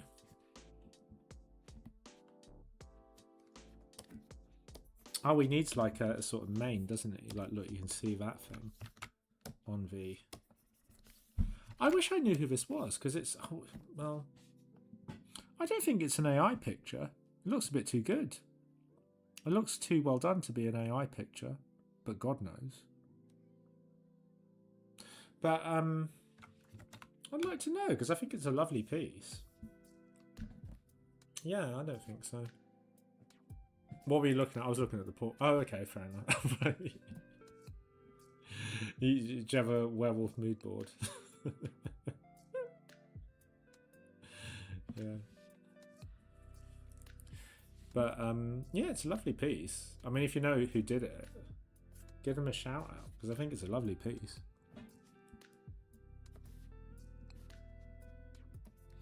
I mean, I'm not very experienced with hair. Because if all you guys remember, the Annihilation Bear was kind of naked. All its hair had fallen off. Just very intentional on the part of Alex Garland. He was like, no, give it like skin diseases and that. So, you can blame Mr. Alex for your nightmares. So, you know, after working with him on Annihilation, I swear I bumped into him in Debenhams. No, not Debenhams.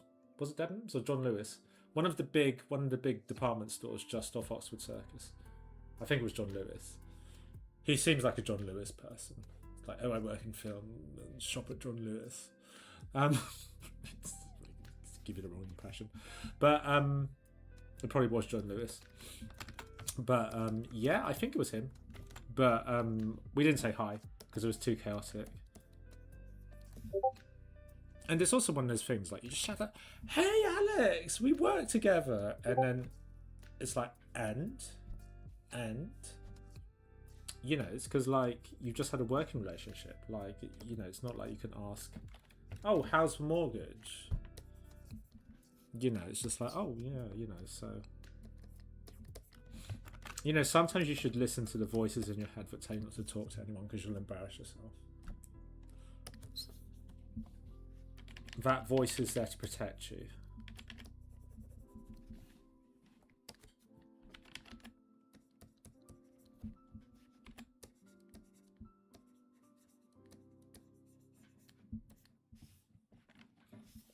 On the other hand, I think you've got a lot to lose actually by not saying very much. Stand up and be counted, folks. It's your force of the day with me, certified something or other.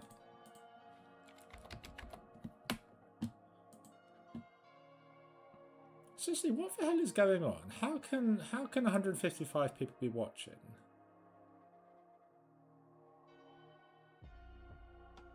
That sounds fake.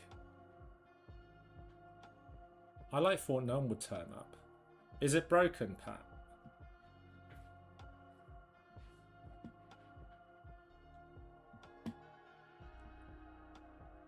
Like, I feel like you're all bots, but I probably shouldn't say that. But I'm like wondering. It's like, because I was worried no one would turn up. You know, because I started the stream 5 minutes early. Tip, kids. You know, that's a good tip. Like, you know, it's not, you know, be there for 8, not start at 8, right? For 8. Another gem from Pat in this talk.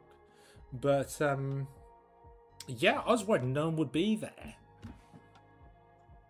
I was worried no one would turn up.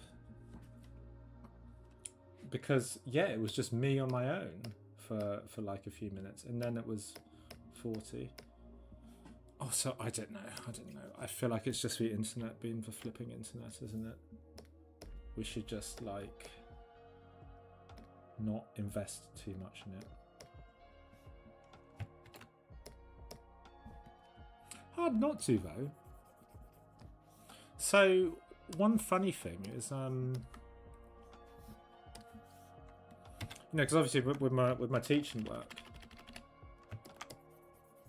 I think one thing, well, I say students, I'm generalizing here, but one thing students just students one thing people like to hear actually is also like, you know, you get pro artists who get anxious about like posting shit on ArtStation.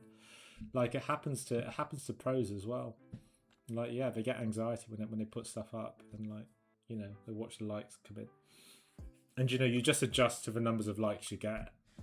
So whereas before you get like 10, right, and it's great, it's an achievement, but then after that, you know, we're like, oh, it's like now that's my default level, so if I don't get 10 likes, it's a failure. and so yeah,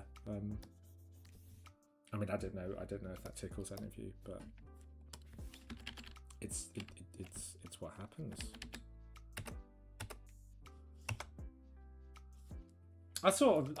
Well, no, that's not true. I definitely still care now. Definitely still care. But I'm also a bit more like, well, fuck it. You know? It feels like it's just out of your control, really, isn't it? Like, I don't know why those figures have, like, quadrupled. I mean, brilliant that it has. Love it. So if you just joined, which I'm guessing is quite a few of you now, this is what we've been up to so far.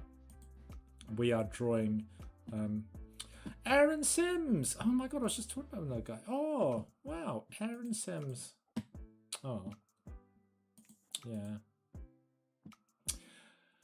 Oh okay. Oh no, that's very interesting. Well, thank you for the intel. Well, if you just joined, this is what we've been up to up until this point. So we are doing little cryptid thumbnails, and these are being absorbed into the, I don't know, into the Firestorm machine in some capacity. Oh, you weren't there, Pat, when I was complimenting you all. I said we had loads of wonderful sculptors, and that these would find some way to express themselves at some time. So yeah, we've got some cute little horror things here, and then this is the one we've just been working on, which is Mr. Werewolf. I mean, we could do the fly. Is that a fly? We could do the fly. We could do the fly, shall we? Brindle fly. Is the fly popular with Gen Zers? Oh god. Okay. Cool. Sorry. I just got a message from my business partner. We could do Brundlefly. I was thinking that. Although we're not going to, because we don't want to get sued. But I'm wondering if oh my god, it's such a great movie. I need to watch more Cronenberg. I need to watch way more Cronenberg. Oh god, guys, if you've not seen The Fly, it's amazing. It's amazing. Yeah. Oh God, yeah. Very oh, I don't know. I was trying to think. I can't think of the word. I'm sorry, guys. I'm sorry, guys. I don't know if any of you have tried the streaming thing, but like, it's like we're 2 hours in. I'm just like, what's the word I need, brain? And brain is like, no, not cooperating. Shut up. Leave me alone. I'm just devoting myself to vital functions now. You know, working very hard, just keeping you breathing. Leave me alone. The brain is quite quick, that's what it is. Okay, cool.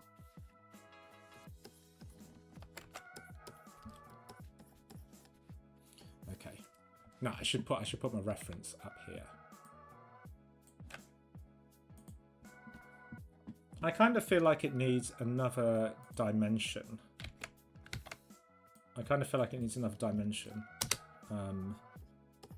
So I want to have it like holding something.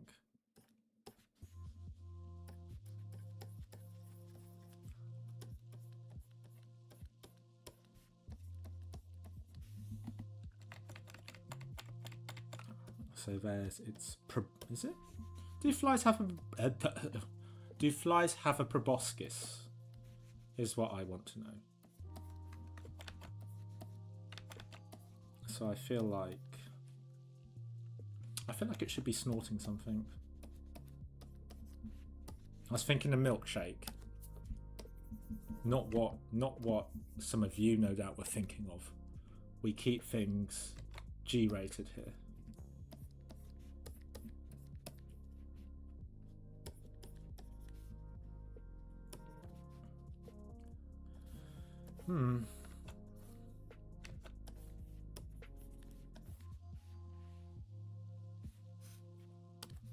Oh dear.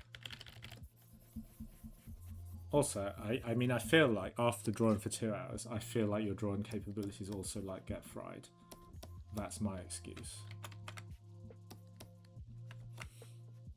As you can see, we have now entered Whinge o'clock.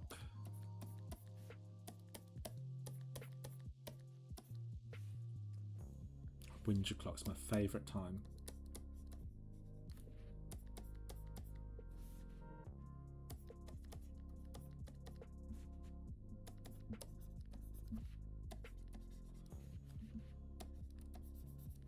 Okay. Well, I was just going to stream for 2 hours, but seeing as so many of you turned up just now, I think we'll go on a little bit.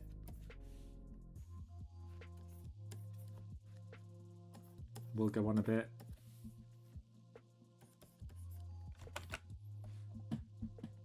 I actually don't know how to draw a fly's face. How do we do it? Is that it?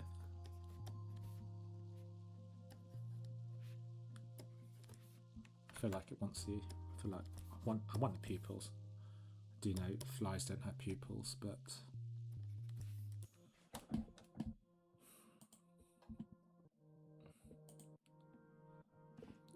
God, flies are so flipping ugly. They really are.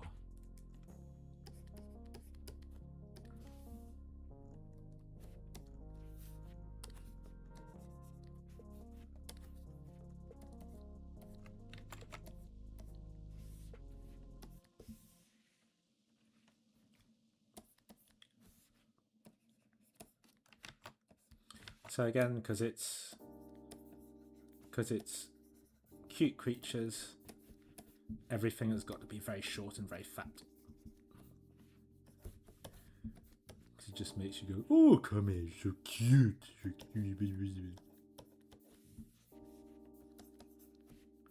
Right. I still feel like it needs something.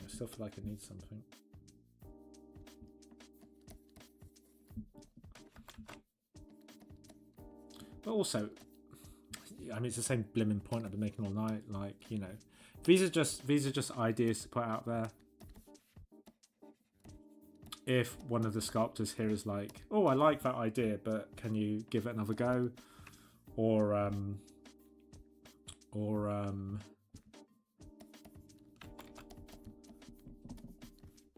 you know, can you, I like it, but can I have another pose? Or,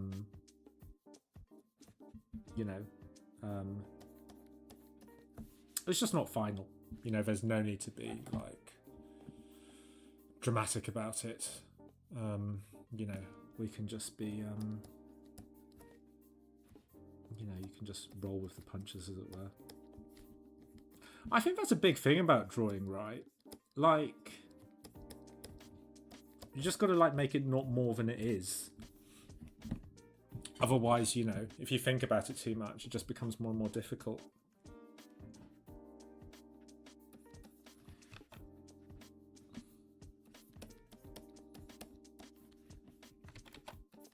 I'll just give him fast food. It's a very unhealthy fly.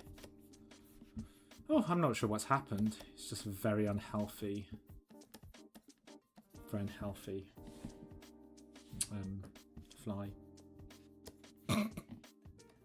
There we go. I don't know what's happening anymore. Okay.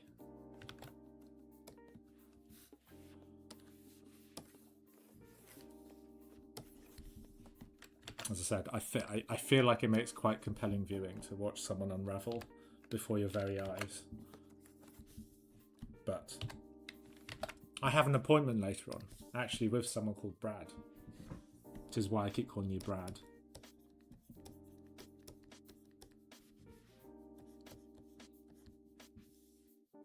Are there any CGS students here?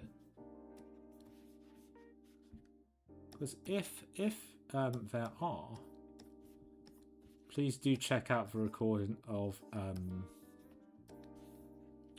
Pat's talk. It's great.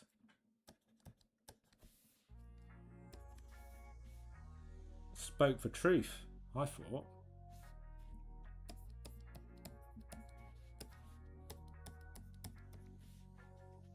I mean, I think, well, you know, it's really funny.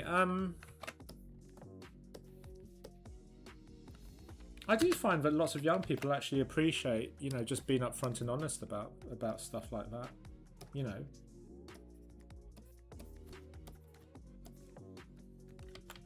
Because I think, you know,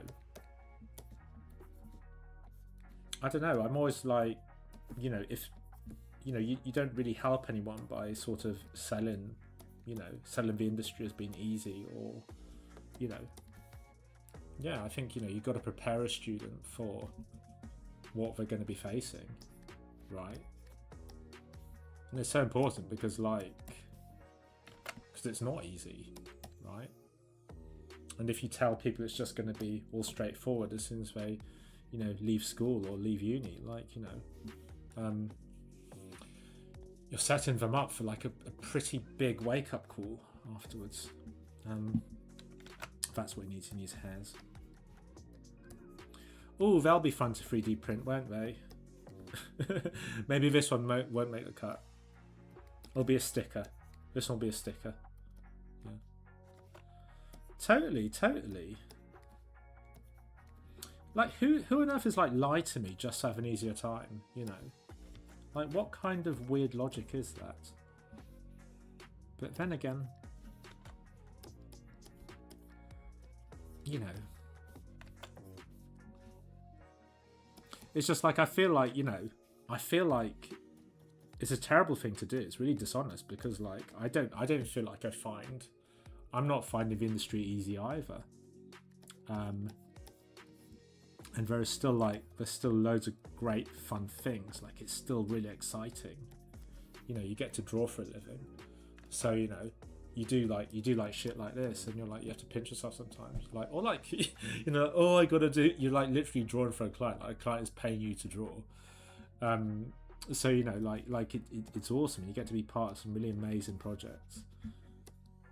At the same time, though, you do have to put up with a load of shit. Yeah. Like all the rejection, you know, the ghosting, you know, the doubting yourself, you know, the feeling like, oh my god, what am I doing here? Like, you know, like that's part of it, you know.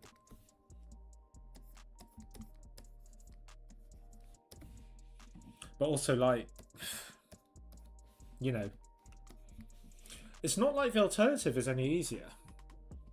So I actually went to work at minimum wage in the supermarket over Christmas for some temp work, because just because things were like looking really shaky, and I was like, fuck, well, I kind of need to take some action here. So I just tried to get some temp work in, just you know, just in case things didn't work out. Thankfully, things have. So you know, but like, not drawing's also hard, you know. Like having to do a job like that day in and day out and not have another career to look forward to, or another like sort of thing to pour all your passion into, like, that's fucking hard. Because, you know, all respect in the world to people who do those jobs. You know, it's fucking hard. But like, yeah, you know, whatever you choose to do, it's difficult, you know. Anyway, I'm sure there was a point in there somewhere, but you get what I mean. I mean, when I used to, so I lived just outside of London, and when I was commuting back and forth, well, you know, you meet sort of corpos on there, so you meet loads of commuters who like go work in big offices in London, and you know, slink back to their houses at the end of the day, and they look like, you know, they look absolutely destroyed. They look like they're staring into the abyss. And yeah, and one of them saw me drawing because I used to sketch on the train, you know, because it was like, oh my god, I was just saying to Pat, actually, like, I worked out, I spent like 13 years commuting back and forth from Reading to London. I basically spent like a year of my life on a train or commuting. So, thankfully it wasn't just commuting, because I studied anatomy on the train. I used to sketch on the train as well. So I did a few things on the train. So it wasn't like it was useful time, sort of, because I was also shattered. So like I was like I got my anatomy book out, and then I was like, oh, I'm tired, fuck this, and just fell asleep, and then woke up when I got to Reading. But yeah, no. One time this woman showed me, you know, she saw me sketching, and you know, she had obviously at some stage when she was much younger wanted to do something more artistic, and I told her, like, I was sort of making money doing something creative in the VFX industry. And I don't know, she just looked so devastated, because she obviously hated what she was doing. She obviously, like, absolutely fucking hated it. Like, I thought she was going to burst into tears, right? That's how much she hated her job. So it's like, you know, I guess, you know, you can make a calculation, right? Like, yeah, it's too much shit to put up with. It's too much uncertainty. I'm going to do something else. But also, like, the alternative isn't easy either. But it's difficult, right? Because, you know, people have gone into trades after being an animator or being a modeler. You know, you know, given what's happened in the industry recently, it's just been too uncertain, and so people have, like, you know, just to keep a roof over their heads or care for their families, you know, they've had to pivot. You know, there's nothing wrong with that either. But yeah, it's just a load of rocks and hard places, unfortunately, isn't it? It's not easy at all. I want to do one of these toilet monsters. So actually, what's his name? Mr. Brad. He was talking about this toilet monster. Or was it Mr. Francois? It might have been either one of those. But they picked out the toilet monster. So I think I think I want to do one of those. And I want one of the old-fashioned ones, right? Like I want to do one of these, right? One of the Victorian toilets. You know. Because I'm guessing they needed all that gravity to what's it? Flush, right? Okay. So,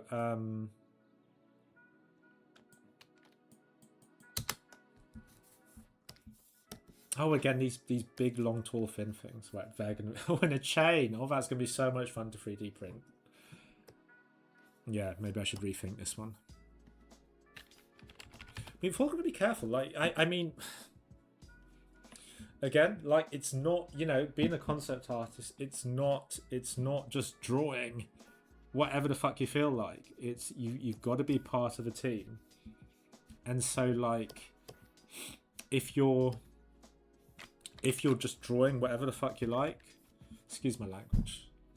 If you're just drawing whatever, I don't think hell is much better, is it? That's you know, if you're drawing just whatever you like, then well, yeah, you're not doing your job, because you've got to think about, okay, well, how does this impact other people further down the line? You know, if you don't bother to draw something properly, or draw something with good construction, which is why you see me drawing this crate here, so I'm working out the shape beforehand. But yeah, if you don't draw something with proper construction, you know, your modeler is going to like model the block out and go like, what is going on here? I hate you. Especially if you keep doing it, right? You get away with doing it once, but then second time, for like, oh, they've lumped me with you know, yeah, they've lumped me with the local incompetent. Yeah.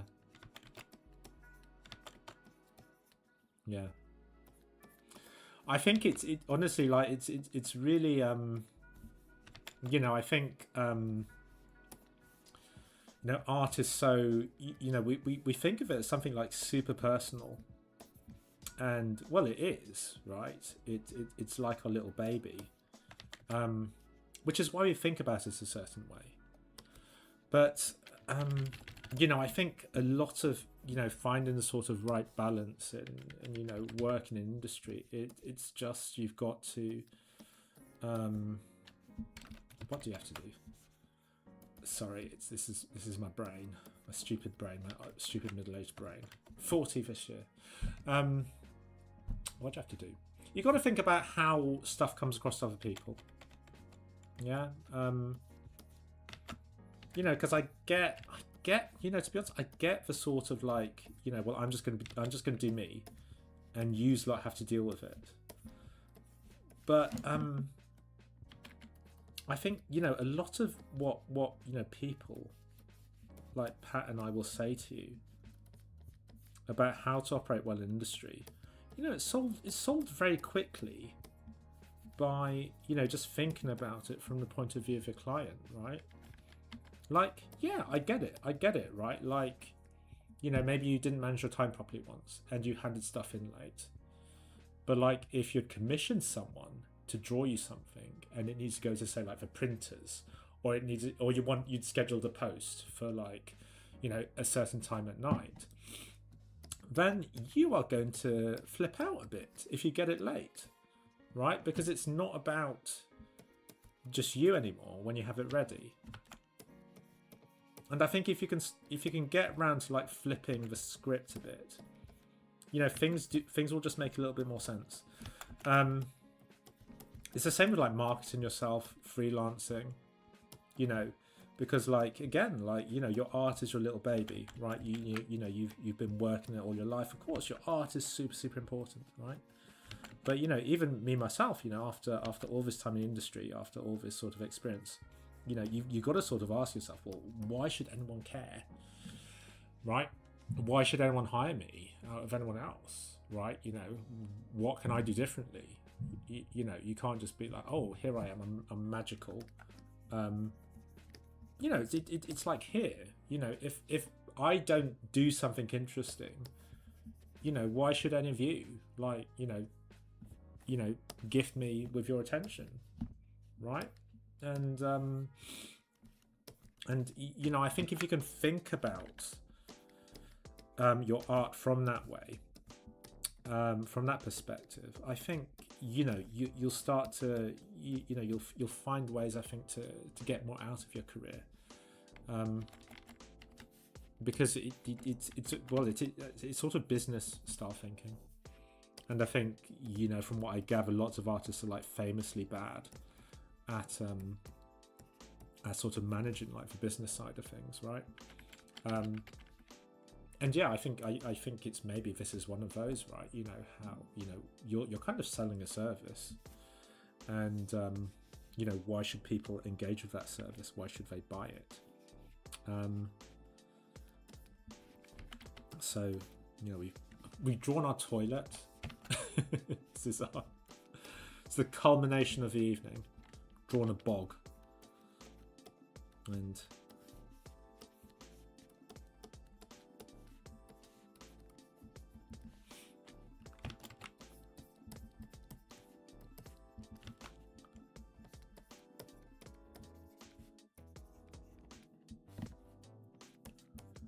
oh my god, what's Twitch doing to me?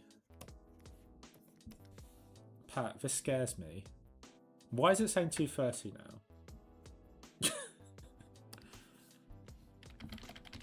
What's going on? I'm practically like Ilo Juan now.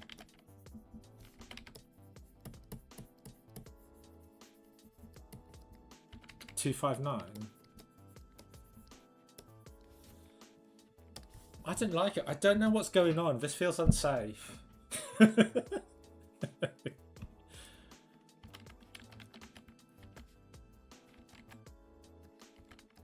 yeah, I mean, it's not bad. I wonder what.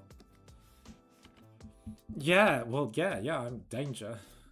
I guess people like me drawing cute things.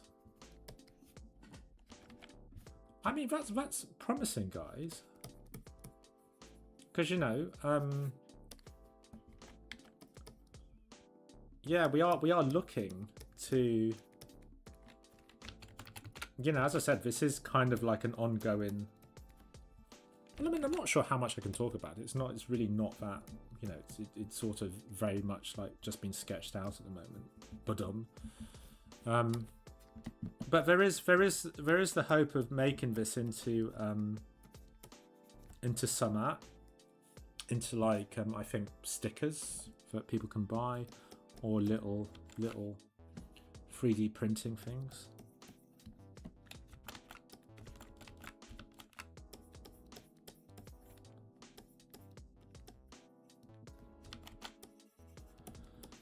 I mean, I feel like I could just do like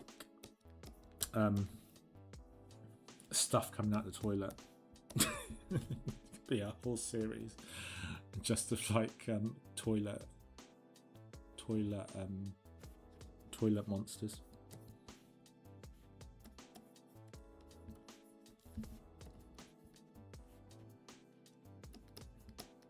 I mean, there already is one. If you look back here, where is he? Yeah, that was toilet monster number 1. So, you know, just take a different toilet.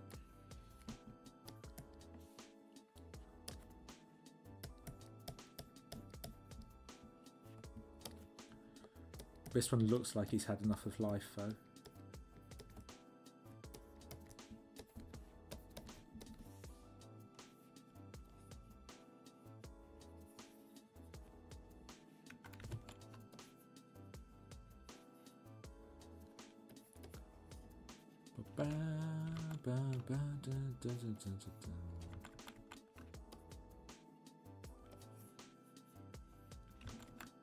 Oh god, you see, I can't even draw like a convincing like slime trail.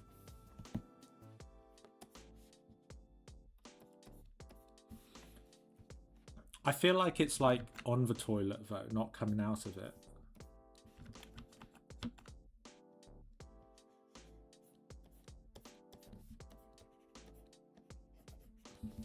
And I don't think that's wrong. That's wrong. It should be further forward.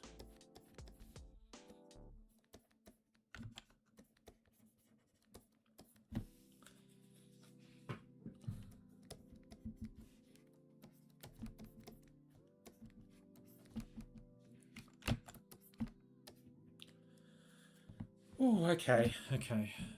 Well,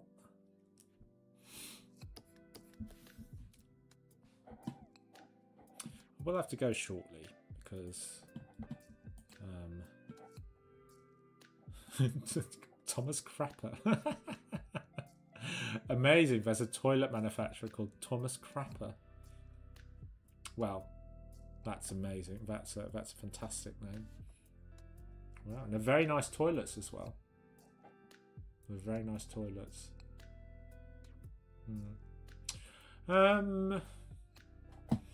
See, this is just a sign, right? I had an idea and it's just disappeared from my brain. Oh, seriously? Oh, okay. Oh, okay. Okay, it was that way round. All right, I thought. All right, okay. God, interesting. Well, I did have I had an idea, but it's just gone. It's just gone. It felt like a good idea as well. It felt like a good idea, and it's just disappeared from my head. See, guys, this is what decision fatigue looks like. Oh yeah, I was going to do Medusa. Let's do Medusa. So let's do a cute Medusa, and then I think I'll have to call it an evening after that. But if you've enjoyed what we've done here, I mean, these numbers are crazy. Oh, shit, gone up again. I mean, these numbers are crazy, guys. I mean, Jesus Christ, like, subscribe to Firestorm. I mean, I will be back here, sometime. Join the Firestorm Discord. And I mean, at the moment, it is, I'd say, you know, like, pretty ZBrush based, but there's lots. I mean, you know, in the last few months, hired, well, me, and again, another concept artist. So there will be like some more 2D stuff coming up.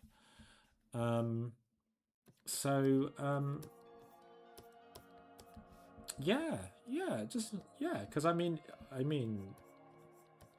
like, you can sort of, yeah, well, there you go, yeah. Oh my god, it's going to be like the comprehensive, like, entertainment. What? It'll get better the more streams I do. That's what normally happens, you know.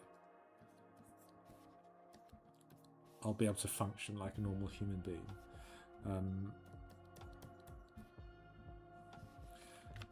But yeah, I mean, these numbers are awesome. I mean, like, I don't know what to make of it. I don't quite believe it. So if you, I mean, yeah, if you like what we're doing here, I mean, you know, I'll definitely be back, and we'll be just drawing more monsters and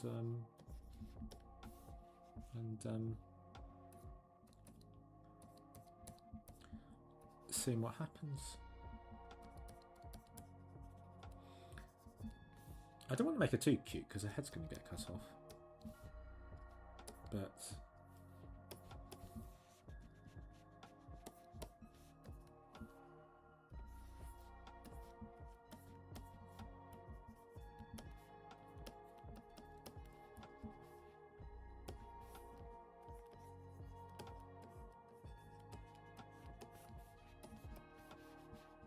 of course, you can watch the recording back if you're so inclined.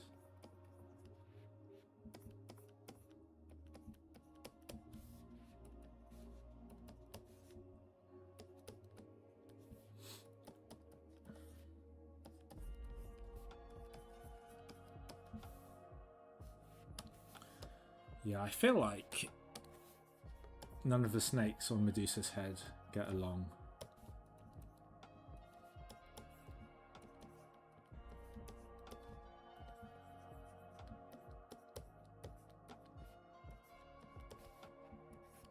So again, one of the exercises to get people doing is drawing like little tubes.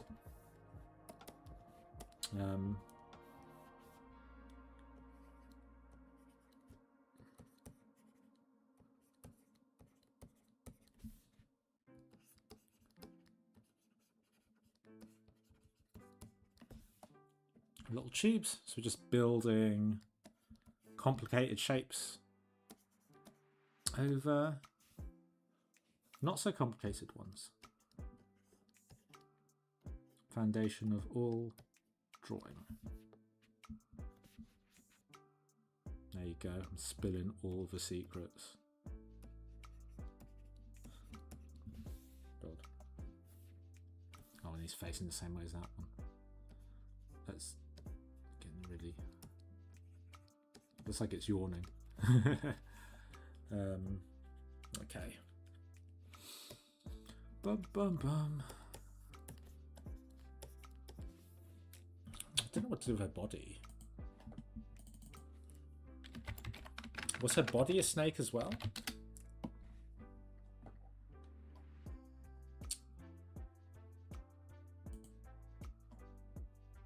Oh, I think it depends.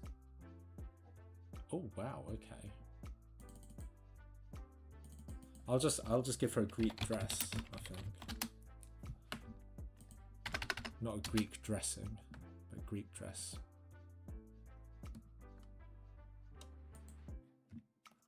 Well, that's kind of cool.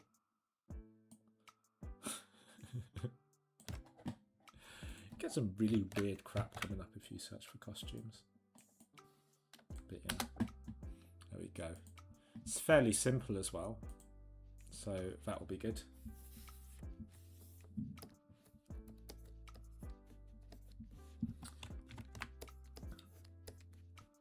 Okay. We still want to keep it sort of cute, styly, so I don't know though, because I feel like it's got to be kind of shapely, but it's always a sort of really kind of weird line.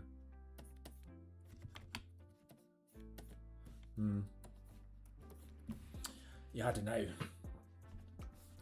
Although, of course, you can always, like, you know, this is the thing, right? You can always change up the... You can always change up the sort of outfit. You know, you can keep the head if you think the head's working, and try out different bodies underneath. You know, if you want to.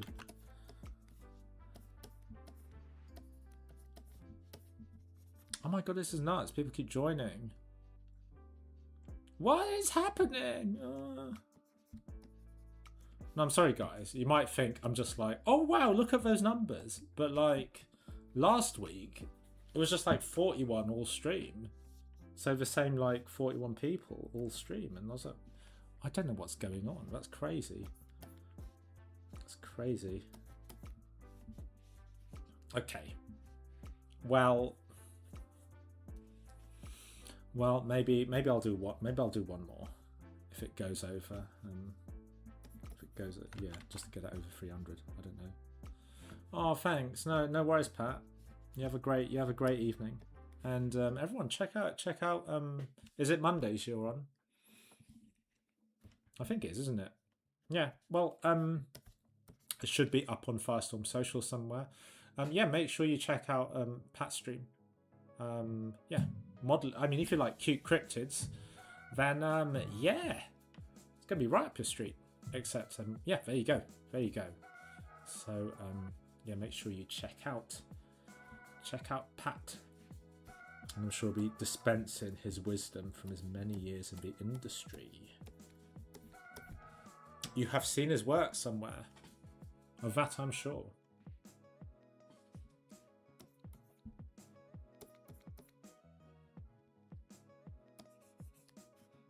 Oh well, shouting at people's nice gives me a great feeling. Cool, no worries, Pat. You have a great weekend too.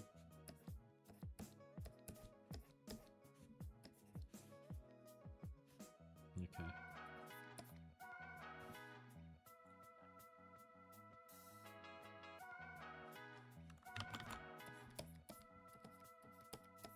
I mean, I feel like I've got to change her expression. She looks so like... She looks like she's dead in the eyes.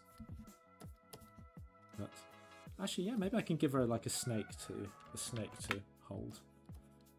That's like a decent.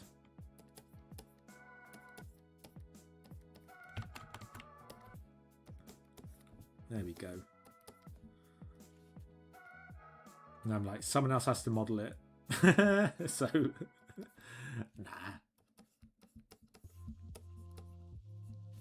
You get some very good 3D artists on there. I'm sure they're like, whatever. Child's play. Oh, all right. Well, as I said, I will be back online. I don't know when. I've not booked another. Another slot just yet. But yeah, if you like what you've seen here tonight, just keep an eye out. And if you're into 3D at all, be sure to check out the other guys as well. Like I said, Pat's got a hell of a lot of industry experience. And check out Firestorm socials. Like I said, I'll be back. Maybe not next week because I am traveling to Amsterdam for a concert, but definitely the week after. I think the week after I will definitely turn up here again. Yeah, like I said, I mean, these numbers are great. I mean, thank you all for turning up. Really appreciate it. I'm sure Heather will appreciate it as well. Yeah, hope you enjoyed. I mean, just before we go, if any of you have just quickly joined, I can just show you the stuff we've gone over this evening.